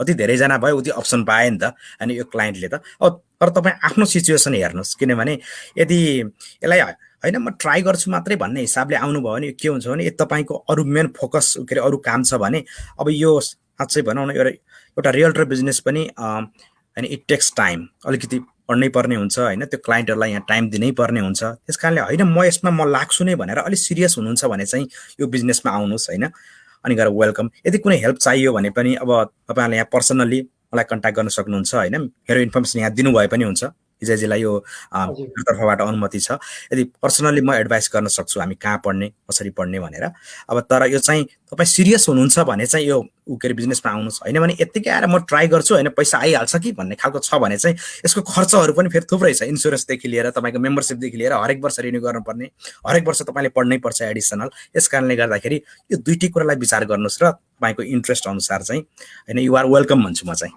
धन्यवाद दर्शक महानुभावहरू अब हामी कार्यक्रमको लगभग अन्त्यमा छ तर हामीसँग 3-4वटा प्रश्न छन् अब तपाईँहरूले अलिकति छोटोमा मात्रै उत्तर दिनु होला छोटो यहाँ एउटा सोध्नुभयो बुद्ध अधिकारीजीले भन्नु are we allowed to sell the house above the value price legally भनेर सोध्नुभयो यसको कुलजीले दिनुभयो हजुर मैले के छ भने कुनै पनि घरको प्राइस चाहिँ यति भन्ने कुरा त त्यो कति हुन्छ र जस्तो बाहिरले तपाईले एउटा घरलाई चाहिँ कति पनि हाल्न सक्नुहुन्छ तर यहाँ क्याच कहाँनेर छ भने यो पाइन्छ किन्न पाइन्छ कति पैसामा नि त्यो किन्न पाइन्छ यदि तपाईले त्यो लोन लिन खोज्दै हुनुहुन्छ भने चाहिँ तपाईलाई ब्याङ्कले चाहिँ आफ्नो भ्यालुएसन गरेर त्यो बराबरको मात्रै लोन दिन्छ यदि अरू पैसा म बढी हाल्छु म एक्स्ट्रा पैसा मसँग छ भन्नुभयो भने हैन किन्न पाइन्छ त्यसो भएर यसको भ्यालु भन्दा के अरे यहाँ किन्न पाइदैन भन्ने चाहिँ छैन कममा पनि बढीमा पनि त्यो जतिमा पनि गर्न पाइन्छ अब तर के अरे यहाँ ब्याङ्कले चाहिँ दिनु पर्यो लोन हजुर गणेशजी अब हामी अलिकति छोटोमा उत्तर दिउँ हैन अब यो हाम्रो घर किन्न गयो भने नि जहिले पनि अङ्ग्रेजी शब्दमा प्रयोग गरेका किनभने नेपाल भएन हैन अनुवाद गरेको हुँदैन अर्नेस्ट मनी भन्छ यो भनेको के हो अनि यो जहिले पनि हैन नयाँ मान्छेलाई हैन डाउन पेमेन्ट भन्छ अनि क्लोजिङ कस्ट भन्छ मान्छेलाई झुकिने हुन्छ क्या अगाडि दिने पैसा र पछाडि पैसा दिने भन्ने हुन्छ अनि घर किन्न अब भनौँ न यो यस विषयमा 3टा कुरा मात्रै सोधे अर्नेस्ट मनी भन्ने हामी प्रयोग गरिन्छ तपाईहरुले प्रयोग गर्नुहुन्छ डाउन पेमेन्ट भनिन्छ हैन कतिपय दिन भने क्लोजिङ कस्ट यसमा सामान्य एउटा साधारण मान्छेले बुझ्ने हिसाबले यसलाई अलिकति व्याख्या गरिदिनु न गणेशजी हजुर अर्नेस्ट मनी भनेको चाहिँ नेपालीमा एक्ज्याक्टली बैना भन्छ जस्तो लाग्छ मलाई सुरुमा तपाईँको अब यो घर मन पर्यो अब यो चाहिँ म किन्छु भनेर पहिला दिने पैसालाई यहाँ चाहिँ त्यो पैसा लगेर तपाईँको टाइटल कम्पनीमा जम्मा गर्नुपर्ने हुन्छ र त्यो पछि अब त्यो भयो अब त्यसमा चाहिँ सर्टेन कन्डिसन कुल सरले भन्नुभयो जस्तै विभिन्न स्टेपमा चाहिँ ब्याक हुन पाइन्छ बाहिर होइन तर त्यो कन्डिसनहरू पनि फुलफिल भयो भने चाहिँ त्यो तपाईँले त्यो घर किन्नु भएन भने त्यो पैसा चाहिँ तपाईँको ल्याप्स हुन्छ त्यो कन्डिसनमा हामी ब्याक हुने ठाउँ त छ त्यो कन्डिसन बाहेकमा त्यो बैना जफत भन्छ नेपालतिर पनि होइन त्यो चाहिँ अर्नेस्ट मनी भयो अब डाउन पेमेन्ट भनेको चाहिँ अब तपाईँले लोन टोटल घरको प्राइस कति छ होइन अब 5 लाख प्राइस छ भने अब तपाईँले आफूले कति हाल्ने अब भनौँ 10% तपाईँले हाल्ने हो भने 50,000 चाहिँ तपाईँको डाउन पेमेन्ट भयो होइन अनि अरू चाहिँ लोनमा जान्छ त्यसलाई डाउन पेमेन्ट भनियो अब क्लोजिङ कस्ट भनेको चाहिँ अब तपाईँले डाउन पेमेन्ट गर्नुभयो 5 लाख घरलाई 50,000 चाहिँ तपाईँले डाउन पेमेन्ट गर्नुभयो तर तपाईँले अब क्लोजिङ गर्दाखेरि चाहिँ अलिकति बढी पैसा ल्याउनु पर्ने हुन्छ किनभने त्यो त घरको प्राइस 5 लाख भयो त्यो बाहेक अरू चाहिँ खर्च लाग्छ त्यसमा तपाईँको जस्तै तपाईँको ट्रान्सपोर्ट ट्याक्सेस भयो इन्सुरेन्स होइन तपाईँको त्यो कुराहरू अनि तपाईँको ट्याक्सहरू के अरे प्रपर्टी ट्याक्स अलिकति बढी तिर्नुपर्ने हुनसक्छ होइन अनि तपाईँको एप्राइजल फी लोन कस्टहरू विभिन्न गरेर तपाईँको एक्स्ट्रा अब अर्को 10-15 हजार जुन हामीले अघि भनियो कुरा गरियो 5 लाखको घर भयो भने 5 लाख 10-15 हजार तपाईँको टोटल कस्ट हुनुभयो त्यो ट्रान्ज्याक्सनको होइन अब 10% डाउन गर्नुभयो 50,000 तपाईँले हाल्नुभयो यो 10-15,000 क्लोजिङ कस्ट गरेर तपाईँले 65,000 जति चाहिँ टोटल तपाईँले तिर्नुपर्ने हुनसक्छ। अब त्यो लाग्ने खर्चलाई चाहिँ क्लोजिङ कस्ट भनिन्छ भनौँ न। हजुर, तपाईँले सामान्य रूपमा जानकारी चाहिँ यसमा चाहिँ हामीले धेरै महाभारत भनिरहनु परेन होइन, तपाईँले सामान्य यो अर्थ गराइदिनु भयो भने फेरि ऋणीहरूलाई त घर किन्नलाई त्यो बुझिरहनु धेरै सामान्य बुझे हुन्छ, तर त्यसको गहिराई जानुपर्ने भन्ने कुराहरू कुनै लेखहरू होइन अनुसन्धान गरेर प्रकाशित गर्ने नभएको कुरा त्यति भन्दा बुझ्यो होइन। धन्यवाद दिन चाहन्छु। अब कुलजी, अब यो घर होइन अब ध्वस्त भनौँ न, घर खरिद बिक्री गर्ने चाहिँ ध्वस्त भनिन्छ नि, क्रास भन्नुभयो नि, यो 22मा हुन्छ कि भन्ने पनि एउटा त्यस्तो कुरा पनि सामाजिक सञ्जालमा आइरहेको छ। अघि भन्नुभयो केही समयलाई पर्खिनुहोस् पनि तपाईँले भन्नुभयो, भनेपछि के गर्नु अहिले अवस्थामा? म घर किन्नलाई चाहिँ मैले होइन के अरे बोरामा राखेर होइन पैसा चाहिँ थैलीमा राखिरहेको छु, यस्तो अवस्थामा तपाईँ के सुझाव दिनुहुन्छ, केही सिफारिस गर्नुहुन्छ? हजुर, हस्। अब अहिलेसम्मको स्ट्याटिस्टिक्सहरू हेर्दा र त्यो रिजल्ट हेर्दा चाहिँ अहिले के देखिया छ भने यो घरको प्राइस यो कम चाहिँ हुँदैन अझै पनि। खालि के कम हुन्छ भने अहिले यस्तो बढिरहेको थियो स्पिडमा अलिकति होइन, यो कर्भ हाई भएर बढिरहेको थियो भने होइन बढ्ने क्रम चाहिँ अब कम हुन्छ भन्नाले अलिक कम बढे पनि, अथवा जुन ठाउँहरूमा चाहिँ एकदम हाइली के अरे अबभ द आस्किङ प्राइस हालेको ठाउँमा अलिकति कम देखिन सक्छ 1-2% वा 2-4%। अब तर ओभरअलमा यो रियल इस्टेटको भ्यालु चाहिँ अझै पनि बढ्छ नै भन्ने छ, यो घट्नेवाला छैन। किनभने अझै अरू 10 वर्षसम्म अहिलेको हाम्रो रेकर्ड हेर्दाखेरि अरू 10 वर्षसम्म इन्भेन्टरी इनफ हुँदैन भन्ने छ अमेरिकाको लागि। अरू कुनै के अरे यस्तो खालको महामारी अथवा अरू कुनै कुरा आएन भने चाहिँ अरू 10 वर्षसम्म पनि अब त्यो घर इनफ हुँदैन। यस कारणले गर्दाखेरि घरको प्राइस चाहिँ तपाईँले यदि मैले अघि नै भने एकदम लग्जरी होम किन्न खोज्दै हुनुहुन्छ, मिलियन्स अफ डलर किन्न खोज्दै हुनुहुन्छ भने तपाईँले कम्पिटिसन अलिक कम गर्नुपर्छ। मैले यस कारण वेट गर्नु भनेको अलि महिनापछि त्यसको कम्पिटिसन अलिक कम हुन्छ, अलिक पछि किन्नु होला। यदि तर होइन खालि सिम्पल एउटा आफू बस्नको लागि के अरे आफ्नो प्राइमेरी होम किन्दै हुनुहुन्छ भने चाहिँ होइन as soon as you can, किनभने इन्ट्रेस्ट रेट चाहिँ अब बिस्तारै बढ्दैछ। किनभने अब यो वर्ष त्यो फेडले नबढाउने भने पनि अर्को वर्षदेखि बिस्तारै बढ्दैछ, अर्को वर्ष लाग्ने बित्तिकै होइन गणेशजी सायद यही नै हो। यस कारणले गर्दाखेरि चाहिँ अहिले किन्नु बेटर हुन्छ भन्छु म। धन्यवाद, मैले रोकेँ। अब एकदम तपाईँको चाहिँ यहाँ प्रश्नको चाहिँ वर्षा भइरहेछ, जस्तै अहिले यो हाम्रो होइन वर्षा न्युयोर्क र यता हाम्रो अहिले भइरहेको भयो नि होइन, त्यस्तै वर्षा जस्तो के भयो भने यहाँ धन खतिवडाले के सोध्नु भने I am paying mortgage for 30 years fixed rate, can you suggest me it is good to refinance this time and do I have to pay for closing cost when refinance भन्नुभयो। तपाईँ धन खतिवडाजीलाई म तपाईँले ढुङ्गा खोज्दा देउता मिल्यो भने जस्तै हाम्रो नेपाली ऋण अधिकृत यही गणेश बानिया हुनुहुन्छ, गणेश बानियाजीलाई सम्बोधन गरिदिनु त। यस्तो भयो, त्यो रिफाइनेन्स गर्नलाई चाहिँ एनएलआइसी गर्नुपर्छ होइन, त्यसरी रिफाइनेन्स भन्ने हुँदैन। अब त्यो उहाँले इन्ट्रेस्ट रेट दिनु भएन कि, इन्ट्रेस्ट रेट उहाँको एक्जिस्टिङ इन्ट्रेस्ट रेट कति छ त्यसमा डिपेन्ड गर्ने भयो होइन। अब तपाईँको उहाँको इन्ट्रेस्ट रेट थाहा भएको भए ठ्याक्कै गर्न हुने नहुने मैले भनिदिन सक्थेँ अहिले। अब तर अब उहाँले घर किन्नु भएको अलिकति 1-2 वर्ष पहिला हो भने त डेफिनेटली रिफाइनेन्स गर्नु फाइदा हुन्छ। अहिले त अब हिसाबै नगर्नुपर्ने स्थिति छ चाहिँ, अब किनभने यो त त्यो के भन्छ त्यसै पनि थाहा हुन्छ कि अब यो फाइदा हुन्छ भन्ने थाहा छ। किनभने पहिला अब 3%, 3.5, 3.6 नर्मली होला 2019तिर किन्नु भएको भए पनि, अथवा 2018 भए त अझ बढी छ होइन। अब अहिले 2.67 को कुरा गरिरहेको छौँ हामीले भनेपछि त डेफिनेटली फाइदा हुन्छ। त्यो एउटा भयो। अर्को चाहिँ 30बाट उहाँले 20मा झार्नुभयो भने त्यो झन् राम्रो हुन्छ, किनभने उहाँले सेम एमाउन्ट तिरे हुन्छ। अब मैले भिजुअलाइजेसन गर्दाखेरि उहाँको लगभग इन्ट्रेस्ट रेट मैले भिजुअलाइजेसन गर्दाखेरि 3.6 थियो र अहिले 2.6 छ भने 30 वर्षबाट 20 वर्षमा झार्नु भने एउटै पेमेन्ट हुन्छ, 10 वर्ष सेभ गर्नुहुन्छ उहाँले। 10 वर्ष टाइम 2000 हिसाब गर्नुभयो भने तपाईँको 100,000 भन्दा बढी चाहिँ तपाईँको सेभिङ हुन जान्छ होइन। त्यो हिसाबले रिफाइनेन्स त डेफिनेटली गर्नुपर्छ। अब क्लोजिङ कस्ट तिरे पनि हुन्छ नतिरे पनि हुन्छ यो रिफाइनेन्स गर्दाखेरि। अब त्यो धन्यवाद धन खतिवडाजी, तपाईँले यदि सम्पर्क राख्नु चाहनुहुन्छ अलिक मैले यो सुनेको थिएँ है, फेरि यो क्लोजिङ कस्ट तिरे हुन्छ नतिरे हुन्छ भने के हो भन्ने क्वेसन आउला फेरि। त्यो हुनाले तपाईँको क्लोजिङ कस्ट तिर्ने प्रोग्राम पनि हुन्छ, नतिर्ने प्रोग्राम पनि हुन्छ। त्यसमा इन्ट्रेस्ट रेट अलिकति फरक पर्छ, तर अब त्यो डिपेन्ड्स अन तपाईँको सिनारियोमा डिपेन्ड गर्छ। अब 3,000 जति कस्ट लाग्छ तपाईँलाई रिफाइनेन्स गर्दा, तर त्यो म तिर्दिनँ, त्यसलाई चाहिँ यी मिलाउँ भन्ने हो भने त्यो पनि डिफ्रेन्ट प्रोग्रामहरू हुन्छ, नतिर्ने प्रोग्राममा जान सकिन्छ। हजुर धन्यवाद। हजुर गणेशजी, अब म कुलजीलाई आएँ। रोशना जोशीले सोध्नुभयो हेलो फर होम बाई लागि मार्केट प्राइस भन्दा बढी बिटले मात्र पाउने हो र भनेर सोध्नुभयो। छोटो गरी उत्तर दिनु त कुलजी।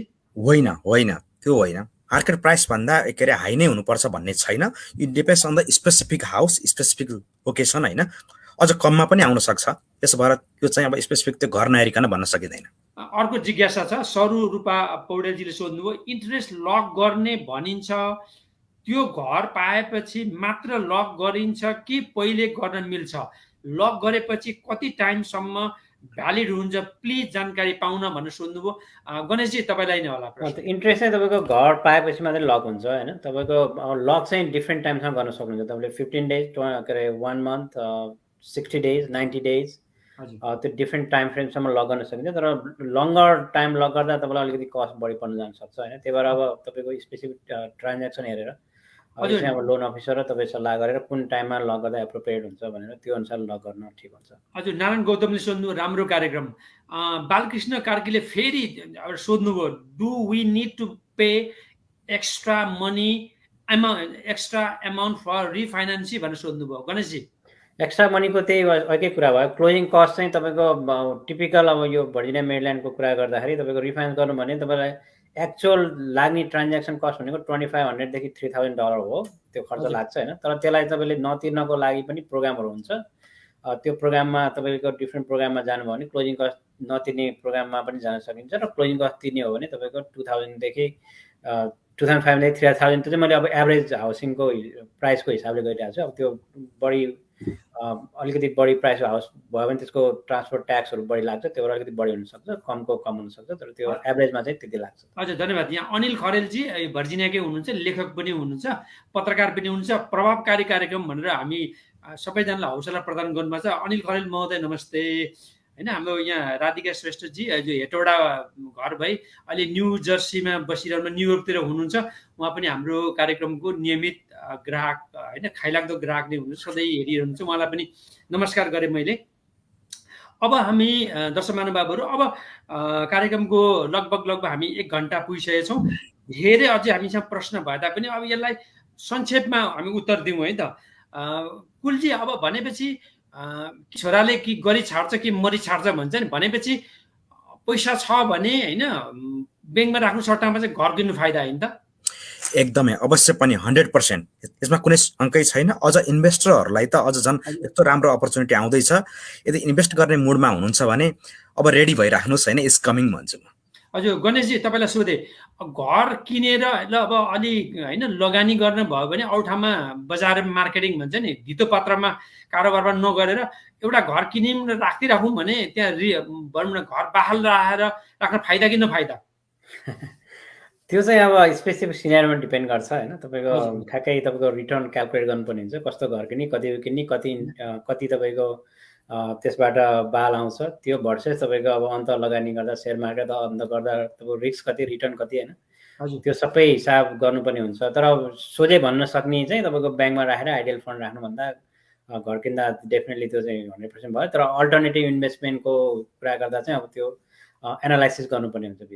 रोशना जोशीले फेरि छोड्नु खुरन्दा रूपमा प्रश्न गर्नुभयो, हेलो नमस्ते होइन, अफर पाउन के क्राइटेरिया मिट्स प्लिज भन्नुहुन्छ हाम्रो कुलजी, यसलाई अलिकति राम्रो सम्बोधन गरिदिनुहोस्। ए हजुर, हामी साधारणतया के हो भने एउटा घर सेलमा छ भने यहाँ धेरै मान्छेले हेर्छन् होइन, यसको बायरहरू यो धेरै हुन्छन्।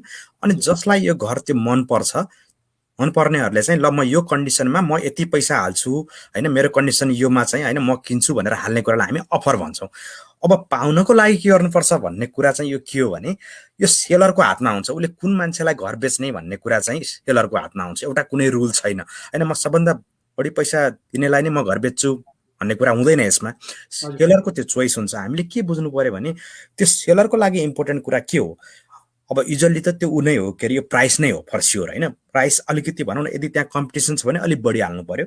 तर त्यो मात्रै पनि होइन, अब जस्तो लोन, तपाईँको लोन चाहिँ के अरे 3.5% मात्रै त्यो डाउन पेमेन्ट गर्नुभएको छ, अर्कोले चाहिँ 20% पेमेन्ट गरेको त लोन छ भने उसले के बुझ्छ भने ए यसको लोन त भोलि गएर त्यो फेल पनि हुनसक्छ कि भनेर उसले तपाईँलाई भन्दा अर्कोलाई चुज गरिदिन्छ भनेको जस्तै गरेर। अनि तपाईँले त्यसमा अरू के टर्म राख्नु भएको होइन, ऊ के अरे म इन्सपेक्सन गर्छु अनि के अरे यो सबै कुरा यो के अरे यहाँ तैँले बनाइदिनुपर्छ भन्नुभएको छ भने हो त्योभन्दा अर्को चुज गर्छ। होइन म आफै गर्छु, म इन्सपेक्सन म गर्दिनँ, होइन म घर लिन्छु भन्नु भने उसलाई चुज गर्छ। यस कारणले गर्दाखेरि यहाँ फ्याक्टरहरू चाहिँ यहाँ थुप्रै छन्, तर सेलरको लागि सबभन्दा सेफ के फिल गर्छ उसले, उसैलाई घर दिन्छ। यो चाहिँ स्पेसिफिक चाहिँ तपाईँ हामी बसेर चाहिँ यो सल्लाह गर्न सक्छौँ। होइन अफलाइनमा यस्तो कुराहरू छ भने I will be happy to talk offline to. हजुर हस्, थ्याङ्क यू। हजुर गणेशजी, तपाईँलाई एउटा खुसीको खबर, एउटा प्रश्न तपाईँलाई आयो। 500,000 जतिको घर किन्नलाई जेनरली कति इन्कम क्रेडिट स्कोर चाहिन्छ होला भनेर जिज्ञासा राख्नुभयो गणेशजी। अब यस्तो हुन्छ, तपाईँको अब डाउन पेमेन्ट डिपेन्ड गर्यो होइन। ल तपाईँको अब कति % डाउन गर्ने हो त्यसमा डिपेन्ड गर्छ। अब तपाईँको अहिलेको मार्केटमा सोझो हिसाब चाहिँ के हो भन्दाखेरि 1 लाख बराबर 400 पर्छ है तपाईँको प्रिन्सिपल इन्ट्रेस्ट। हजुर अब भनेपछि अब 4 लाखको हिसाब गऱ्यो भने 1600 भयो। ल 10% उहाँले ल 5 लाख घर किने 10% डाउन गर्नुहुन्छ भने 450 को लोन भयो होइन। 1600 भने 1600 7 1800 1800 प्रिन्सिपल इन्ट्रेस्ट पर्यो। $400 जति तपाईँको ट्याक्स राखौँ भनेपछि 2200 भयो। अनि इन्सुरेन्स 12300, एचओए 12400 भनेपछि 2400 चाहिँ तपाईँको लगभग के अरे इन्स्टलमेन्ट पर्न गयो होइन। त्यसमा अब पिएमआईको एउटा फ्याक्टर हुन्छ। पिएमआई अब लेन्डर पेड पिएमआई भन्ने एज्युम गरौँ मैले, त्यो छ भने अथवा पिएमआईलाई 100 राख्दिउँ भन्यो भने तपाईँको लगभग 2500 पुग्यो हामी होइन। हजुर 2500 पुग्यो। 25 को तपाईँको टाइम्स 2, तपाईँको राम्रो क्रेडिट स्कोर छ भने टाइम्स 2 भनेपछि तपाईँको 5000 इन्कम चाहियो। तपाईँलाई म्याक्सिमम जान सक्ने भनेको तपाईँको लगभग 49.99 टिटिआईसम्म जान सकिन्छ होइन। त्यो भन्यो भने तपाईँको लगभग $5000। अब फेरि म्याथ एकचोटि गरौँ है त। तपाईँको 1800 प्रिन्सिपल इन्ट्रेस्ट भएको थियो हाम्रो। हजुर 400 ट्याक्स 2200 भयो। तपाईँको 2500 2200, एचओए 128, इन्सुरेन्स 124 र पिएमआई 12500 भने 2500 टाइम्स तपाईँको 2 गर्दा $5000 जति इन्कम हुनु पर्यो। त्यो चाहिँ म्याक्स हो हुन चाहिँ होइन, तर त्यतिसम्म गर्न सक्छ। अब तपाईँहरू दुवैजनालाई मैले एकवटा चाहिँ जिज्ञासा राखेँ, किनभने प्रश्न धेरै भए तापनि हामी आगामी दिनमा पनि कार्यक्रम ऱ्यापिड फायर जस्तो पो हुनु पर्यो। यो आज नै कार्यक्रम पूर्ण विराम हुँदैन। दर्शक महानुभावहरू, तपाईँहरूले धेरै जिज्ञासा राख्नु भएको छ। हामी निरन्तर रूपमा यसरी कार्यक्रममा आउँछौँ, किनभने आज कुलजी पनि होइन रियल त लामो समयदेखि काम गर्दै आउनुभएका, किनभने कुलजी र हाम्रो गणेशजीसँगको के अरे समन्वय किन छ भने ऋण लिँदाखेरि उहाँले घर देखाउनुहुन्छ कि ऋण दियो भने अब गणेशजी पनि त्यो अलिक दुईजना चाहिँ नजिकमा काम गरिरहनु भएको हुनाले तपाईँहरूलाई पनि दर्शकहरूलाई पनि घर लिनु छ भने कुलजी पनि हुनुहुन्छ, अब ऋण लिनु छ भने गणेश बानियाजी पनि हामीसँग उपस्थित हुनुहुन्छ। अब अघि पनि भनिहाले गणेशजी, यसरी हामीले नेपाली मूलको ऋण अधिकृत पाउन चाहिँ हामीले न्यूनतम रूपमा चाहिँ यो डिसी महानगर क्षेत्रमा पाइन्छ। तपाईँहरू भाग्यशाली हुनुहुन्छ भनेर मैले अहिले नै यहीँ भने। अब म गणेशजी एउटा जिज्ञासा भयो, जस्तै ऋण दिनेमा जस्तै विद्यार्थी छन्। म विद्यार्थी हुँ, विश्वविद्यालय अथवा महाविद्यालयमा पढिरहेको विद्यार्थी हुँ। मैले पढेर अन्तिम भनौँ न पढाइ सक्न आँटेँ। अब राम्रो विषयमा मैले सूचना प्रविधि भने आइटीमा पढिरहेको छु भनेपछि विद्यार्थीहरू त ऋण लिनु पर्यो, घर किन्नु पर्यो भन्ने कस्तो हुन्छ उनीहरूलाई? उनीहरूको त केही पनि हुँदैन, जागिर पनि हुँदैन। यस्तो अवस्थामा के हुन्छ उनीहरूलाई? अब एज ए स्टुडेन्ट हुँदा तपाईँको इन्कम हुँदैन, त्यो हिसाबले लोन अब तिर्न सक्ने क्षमता भएन नि तपाईँको। अब तिर्न सक्ने क्षमता नभए जस्तो तपाईँको लोन दिएर तपाईँले कसरी तिर्नुहुन्छ? तिर्न सक्नु भएन, त्यो हिसाबले लोन पास हुने कुरा भएन होइन, रिटर्न गर्न सकेन नि त। तर अब यसको अर्को यसलाई अलिकति एक्सटेन्सन गर्दाखेरि चाहिँ तपाईँ पढेर भर्खर सक्नुभयो, त्यसपछि तपाईँको जब अफर आयो भने अथवा तपाईँले जब अफर सुरु गर्नुभयो, जब सुरु गर्ने तपाईँको पर्सपेक्टिभ अफर हातमा छ भने चाहिँ तपाईँले 2 इयर्स हिस्ट्री चाहिँदैन। नर्मली 2 वर्ष काम गरेको हुनुपर्छ होइन, त्यो जब के अरे लोन लिनको लागि 2 इयर्स वर्क हिस्ट्री देखाउनुपर्छ। तर स्टुडेन्टको हकमा चाहिँ त्यो जरुरी छैन। तपाईँले अब ग्रेजुएट गर्नुभयो, तपाईँ कलेजबाट निस्किँदै हुनुहुन्छ र तपाईँको जब अफर हातमा छ भने तपाईँले घर किन्न सक्नुहुन्छ। भनेपछि त एकदमै राम्रो पर्छ त। अरूलाई चाहिँ जस्तै मैले उदाहरण लागि मैले आजभन्दा 10 वर्ष अगाडि होइन घर किन्दाखेरि मैले 1 वर्ष मात्रै भयो त्यो कर तिरेको थिएँ, कर निर्धारण गरेको थिएँ। तपाईँको 2 वर्ष चाहियो भनेर मलाई निल्लो भएर फर्काइदिए होइन। 2 वर्ष भएपछि मात्रै अनि प्रारम्भ गरे भनेपछि विद्यार्थीको हकमा चाहिँ पढाइसकेर घर जागिरको खोज तलास गरिरहेको छ, उनलाई जागिरको कसैले नियुक्ति पत्र जस्तो हातमा थमाएको छ भने त्यस्तो व्यक्तिलाई चाहिँ इतिहास 2 वर्षको दिइरहनु परेन होइन गणेशजी? परेन। त्यो चाहिँ तपाईँको पढ्ने त्यो जुन इन्भेस्ट टाइम गरियो त्यो कलेजमा त्यो पनि तपाईँको वर्क हिस्ट्री जस्तै गरेर एज्युम गर्छ र त्यो तपाईँलाई चाहिएन वर्क हिस्ट्री चाहिएन। अझै मैले कुलजीलाई सोधेँ, कुलजी जस्तै मान्यौँ मैले घर किन्न गएँ, तेरो क्षमताले अलिक भ्याएन होइन, तेरो आर्थिक कमाइ वार्षिक कमाइ भएन भनेपछि कसैले एउटा तेरो चाहिँ सहप्रायोजन भनेर को स्पोन्सर बस्छु भन्दाखेरि त्यस्तो अवस्थामा के हुन्छ? अब हुन त के अरे यो क्वेसन चाहिँ त्यो लोनमा नै गयो र मेरो अनुभवमा चाहिँ के हो भने अर्को एकजना मान्छे पनि अनि फेरि त्यो लोनमा नै बस्नुपर्ने भयो भन्नुहोस् न। अफकोर्स अर्को मान्छे पनि त्यो लोनमा नै बस्छ भनौँ न, त्यही नै होइन त गणेशजी? त्यही नै हो। त्यो दुइटै मान्छेको एउटै लाइबिलिटी हुन्छ, एसेटमा पनि एउटै, सम्पत्तिमा पनि उसको टोटली हक लाग्छ र लोनमा पनि उसको टोटली दायित्व पनि दुइटैको हुन्छ, दुइटै एज अ सेम फुटिङमा नै हुन्छ। अब यहाँ कृष्णराज शर्माले सोध्नुभयो गणेशजी र कुलजीसँग सम्पर्क माध्यम के होला छ कि भनेर भन्नुभयो। तपाईँले त्यो प्रत्यक्ष प्रसारण त्यहाँ टिप्पणी भन्ने कमेन्ट लेख्न सकिन्छ, तपाईँहरू आफ्नो हालिदिनु होला है। कृष्णजी उहाँहरूले दुवैजनाले तपाईँको सम्पर्क सङ्ख्या त्यहीँ तपाईँले मसँग प्रत्यक्ष प्रसारण गर्दा गर्दै तपाईँले त्यहाँ हाल्न सक्नुहुन्छ। र अन्तिममा अब 3 लाखको नि एकपल्ट हालिदिनुहोस् तपाईँहरूको, म भन्छु। हजुर हस्।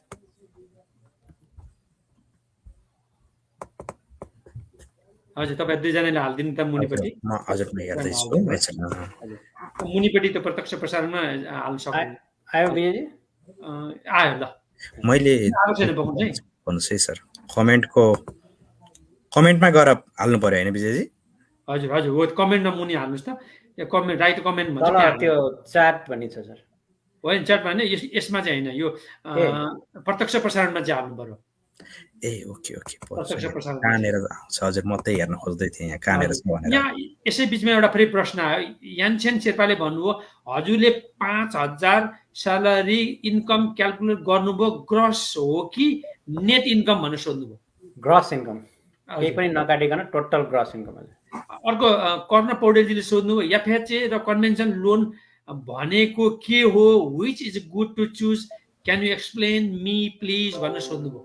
अब यसको अलिकति एक्सप्लेन गर्न अलिकति टाइमै लाग्छ यो होइन, तर अब नर्मली बुझ्नुपर्दा कन्भेन्सन लोन चाहिँ तपाईँको एफएचए भन्छ गभर्मेन्टले ब्याक गरेको लोन हो होइन। त्यसमा चाहिँ तपाईँको अलिकति कम क्रेडिट स्कोर, अलिकति कम इन्कम हुने उसलाई पनि त्यो अलिकति सजिलो हुन्छ त्यो क्वालिफाई गर्नलाई होइन। हजुर। अब कन्भेन्सनल लोन चाहिँ अब नर्मल रेगुलर हामीले जुन धेरै ऊ भएको चाहिँ लोन धेरै चलन चल्ती भनौँ न, त्यसमा भएकोलाई चाहिँ कन्भेन्सनल लोन भनिन्छ। अब राम्रो क्रेडिट स्कोर हुने, अब इन्कम राम्रो हुनेलाई चाहिँ नर्मली कन्भेन्सनल लोन नै रिफर गरिन्छ।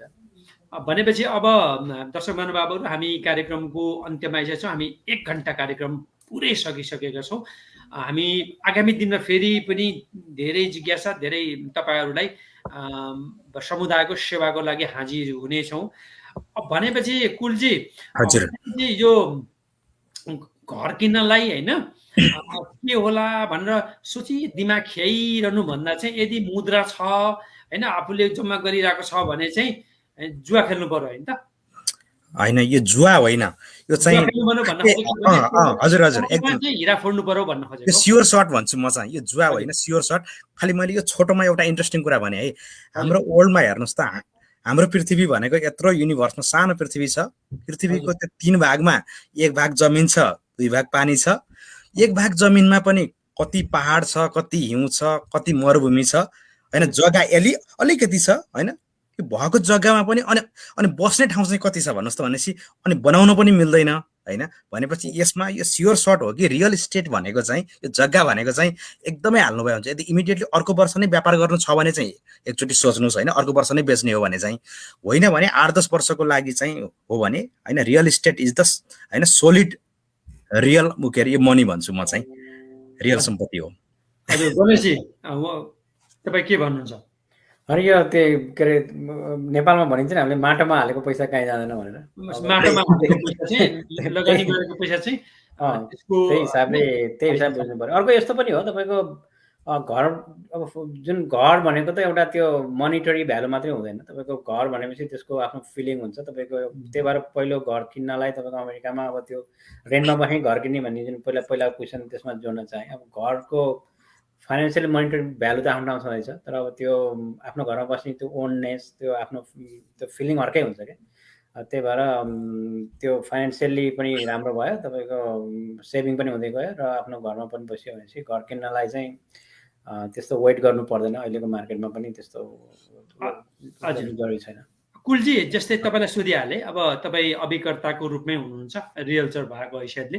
जस्तै भनौँ न, नयाँ घर जस्तै भर्खर आएर 2 वर्ष 3 वर्षपछि घर किन्न जब तपाईँ लानुहुन्छ नि, घर देखाउनुहुन्छ, त्यो किन्ने मान्छेलाई कस्तो हुन्छ भन्नुहोस् त अनुभव? भनेपछि अब मेरो भाग्यमा मेरो पुर्पुरमा लेखेको छैन, पाउँछु कि पाउँदिनँ, मेरो त यत्तिकै घर 6 महिना 7 महिना 8 महिना हेर्दा पनि पाइनँ भनेर निराश हुने पनि कति देख्नुहुन्छ नि त्यस्तो। के भन्नुहुन्छ तपाईँ? हुन तपाईँले हात हालेपछि चाहिँ होइन, तपाईँले जहाँ छोए पनि सुन त फलाउनुहुन्छ, हजुर थ्यांक यू। देखेको छ। हैन तर त्यस्तो कति गर्दाखेरि नपाइने पनि, अनि एउटा रियल्टरबाट अर्को जान्ने पनि छन् नि। के हुन्छ अब? के हजुर हुन्छ? यो भाग्य हो कि कहिलेकाहीँ के गरेको हुन्छ? अब अलिक भन्छ नि, अलिकति चलाख भनौँ न, भन्छ अङ्ग्रेजीमा चाहिँ स्मार्ट भन्छ नि, त्यस्तो खालकोमा खोज्नुपर्ने हो के हो यो? अब यो यस्तो हो सर, मलाई के लाग्छ भने अब आइरनतया अझ फर्स्ट टाइम होम बायरलाई त यहाँ धेरै कुरा त्यो थाहा नै हुँदैन। आउने बित्तिकै अब म किन्न गइरहेको छु भन्ने बित्तिकै अब त्यहाँ के कुरा हेर्ने भन्ने कुरा नै त्यो कतिपयलाई चाहिँ त्यो थाहा हुँदैन कि। यस कारणले पहिला त सुरुमै पनि आफ्नो आवश्यकता के हो, मलाई के कुरा चाहिँ यहाँ चाहिन्छ भन्ने कुरा चाहिँ अब यति थाहा हुँदैन। यस कारणले उहाँहरू कन्फ्युजमा हुनुहुन्छ होइन, त्यो स्वाभाविक पनि हो। अनि हामी चाहिँ के ट्राई गर्छौँ भने सकेसम्म उहाँको साँच्चै आवश्यकता चाहिँ के हो त, इन्टा कोठा चाहिने हो कि चाडा कोठा चाहिने हो कि होइन, अथवा के अरे उहाँलाई यार्ड चाहिने हो कि होइन कि, वा टाउन हाउस हो कि सिङ्गल हाउस हो कि, यस्तो कुराहरूमा अलिकति चाहिँ मैले स्पेसल्ली अथवा हामीले चाहिँ उहाँको आवश्यकतालाई चाहिँ अलिकति हामी उ गर्न खोज्छौँ कि स्पेसिफिक गर्न खोज्छौँ। र घर हेर्न खोज्दा साधारणतया अघि तपाईँले भनेको जस्तै गरेर मान्छेको इच्छा के हुन्छ भने होइन सबै कुरा मिलेको होस् भन्ने हुन्छ कि। अझ नेपालीहरूमा त होइन पूजा कोठादेखि लिएर यता फर्केकोदेखि लिएर होइन यो पनि होस् भन्ने हुन्छ। अब तर अनि घर हेर्दै गइसकेपछि र हामीले उहाँहरूलाई एजुकेट गर्दै त्यो गइसकेपछि होइन सबै आफूले भनेको जस्तो चाहिँ अब पाउन गाह्रो हुन्छ अथवा हुँदैन। अब तर हुनै पर्ने कुरा चाहिँ के हो भनेर म न्यारो डाउन गर्दै जान्छु कि उहाँहरूसँग, र अन्तिममा उहाँहरूको आवश्यकता एटलिस्ट मिनिमम आवश्यकता चाहिँ त्यो मिट हुने खालको हिसाबले चाहिँ होइन म ट्राई गर्छु। हजुरले भनेको कुरा एकदम सही हो। यदि जानेर आफ्नो के अरे आवश्यकता नै त्यो स्योर भएन भने चाहिँ यो कन्फ्युजन हुन्छ र त्यो धेरै लामो समयसम्म हिँडिरहनु पर्ने हुन्छ।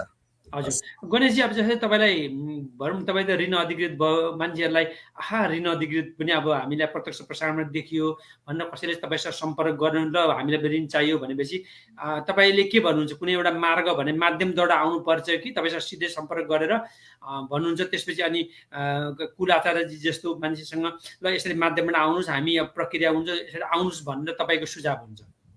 ए होइन, त्यो त तपाईँको एनी टाइम डाइरेक्ट आउन सक्नुहुन्छ। तपाईँको त्यसपछि फोन इमेल जसबाट पनि सम्पर्क भइहाल्छ होइन। त्यो उहाँले त्यो के अरे रियल्टरहरूबाटै आउनुपर्छ पनि होइन। अब इन्फर्मेसन लिनलाई तपाईँको डाइरेक्ट कुरा गर्नलाई भयो। त्यसपछि लगभग आफूलाई लगभग एउटा किसिमको नलेज भएपछि अनि रियल्टरसँग गएर कुलजीहरूसँग गएर अनि सबै डिटेलली कुरा गर्न पाउनुहुन्छ। त्यसपछि अझ डिटेलली कुरा गर्न परेपछि अनि लगभग रेडी भएपछि अनि एप्लिकेसन प्रोसेस हुन्छ होइन। एप्लिकेसन गरेर क्रेडिट पुल गर्ने त्यो पछिको कुरा भयो। तर सुरुमा चाहिँ कतिसँग क्वालिफाई होला, के होला, कस्तो होला बुझ्नै टाइम लाग्छ नि त। के हो कस्तो हो उहाँलाई त धेरै कुरा थाहा नै हुँदैन। अब चाहिँ कुलीले भन्नुभएको थियो त्यो क्वेसनमा चाहिँ म चाहिँ के भन्छु भन्दा त्यो फर्स्ट टाइम होम बायरहरूलाई चाहिँ किन हामीले पहिला किन्दा हामीलाई पनि थाहा थिएन के हेर्ने कस्तो हेर्ने, यो राम्रो लाग्छ उनी राम्रो लाग्छ, योदेखि किन्नु जस्तो लाग्छ, फेरि योदेखि किन्नु जस्तो लाग्छ, तर खोज्या के हो थाहा हुँदैन। कहिले सिङ्गल फ्यामिली हाउस हेर्नु पुगेको छ, कहिले टाउन होम हेर्नु पुगेको छ, कहिले कन्डोमा पुगेको छ। अब म के भन्छु भन्दाखेरि हामी आफै जान्ने जस्तो गरिन्छ। फेरि अब किन प्रोफेसनल मान्छे त बसेको छ नि त त्यहाँ त, रियल्टरहरू हुनुहुन्छ, प्रोफेसनल मान्छे हुनुहुन्छ, उहाँको त अब त्यो धेरै वर्षदेखिको उहाँहरूको त नलेज छ नि त। अब उहाँले अब गाइड गर्न त सक्नुहुन्छ नि, डिसिसन त तपाईँको हो। त्यो पनि अब आफूले चाहिँ दिनु पऱ्यो क्या। हाम्रो लिस्टमा यो लेखेरै राख्नु पऱ्यो क्या। 10वटा कुरा चाहिँ हेरेको हामीले, अब यो अनुसार गर्दाखेरि चाहिँ मेरो प्राइस रेन्ज यो हो, अब कसरी जाने त भनेर चाहिँ अनि रियल्टरलाई चाहिँ आफ्नो सबै कुरा राखेपछि अब त्यही डक्टरहरूलाई आफ्नो रोग भने त तपाईँको त्यसको क्योर हुन्छ नि, नत्र त तपाईँको थाहा हुँदैन। त्यस्तै अब आफ्नो मनमा मात्रै राख्ने, तपाईँको एक्सप्रेस नगर्ने गऱ्यो भने अब त्यसपछि प्रब्लम हुन्छ। घर राम्रो नपाउने अथवा नराम्रो टाइपको घरमा परिने, नराम्रो भनेको इन द सेन्स म्याचिङ नहुन सक्छ नि त। मैले खोजेको के हो र के पायो भन्दा त त्यो डिफ्रेन्स हुने भयो। त्यही भएर म चाहिँ सजेसन त्यही गर्न चाहन्छु सबैलाई होइन। तपाईँको एउटा लिस्ट बनाउनुहोस् र तपाईँको प्रायोरिटी के एरिया हो, के प्रायोरिटी छ, ल 10 यो प्रायोरिटी हो, ल यो अनुसार चाहिँ मेरो टप प्रायोरिटी, अलिकति अरू प्रायोरिटी टोटल चाहिँ यति छ भनेर दिएपछि अनि रियल्टरसँग राम्रोसँग घर हेर्न दौडिने होइन कि तपाईँ पहिला टाइम चाहिँ डिस्कसन गर्नु पऱ्यो क्या, मजाले बसेर आफ्नो रिक्वायरमेन्ट यस्तो हो, त्यसपछि कुरा सुन्नु पऱ्यो। आफ्नो कुरा भन्ने त जसले नि भन्छ, तर एक्सपर्टको कुरा सुन्न पनि सक्नुपर्छ कि। एक्सपर्ट कुरा सुनेपछि त्यसपछि अनि उहाँले त definitely right decision, right guidance गर्नुहुन्छ नि। अब मकैनी लोनको लागि आउनुहुन्छ अनि त्यसपछि के अरे तपाईँको कुरा त्यति सुन्नुहुन्न, पहिले चाहिँ यो यस्तो यस्तो यतिको उ गर्न थाले यस्तो भन्नुहुन्छ, तर राम्रोसँग सबै कुरा सुनेपछि त बल्ल उहाँले डिसिसन गर्न सजिलो हुन्छ नि त। उहाँको रिक्वायरमेन्ट भन्ने हो, त्यसपछि एक्सपर्टको कुरा सुन्ने, अनि तपाईँको लास्ट डिसिसन आफू गर्ने, त्यो स्ट्राटेजी अप्नाउनु भयो भने सजिलो हुन्छ जस्तो लाग्छ। हजुर, अब हामी कार्यक्रमको अन्त्यमा छौँ। कृष्णराज शर्माले फेरि लेख्नुभयो, विजयजीलाई धेरै धेरै धन्यवाद। अमेरिकामा रहेका सर्वसाधारणलाई, नेपालीलाई लक्षित गरी सूचनामूलक विषयमा उठान गरी स्पष्ट जानकारी गराउनु भएको छ। अरू पनि यस्ता प्रसङ्ग आइरहन् है भन्नुभएको छ। धन्यवाद कृष्ण महोदय, नमस्ते। दर्शक महानुभावहरू, हामीले छोटो समय भन्दा भन्दै पनि 1 घन्टा, हाम्रो 1 घन्टा 15 मिनट त्यो गइसकेको छ। दुवैजनालाई, गणेशजीलाई पनि मुरीमुरी धन्यवाद दिन्छु इनेप्लिजको तर्फबाट। म विजय थापा, कुल आचार्यजी यहाँलाई पनि धन्यवाद दिन चाहन्छु र आगामी दिनमा यस्तै कार्यक्रमहरू लिएर फेरि आउनेछौँ। अहिलेलाई शुभरात्रि भन्छु, नेपालमा शुभ प्रभात भन्दै बिदा हुन चाहन्छौँ। धन्यवाद, नमस्ते कुलजी। हजुर, धन्यवाद यहाँहरू सबैलाई। Good night. Good night.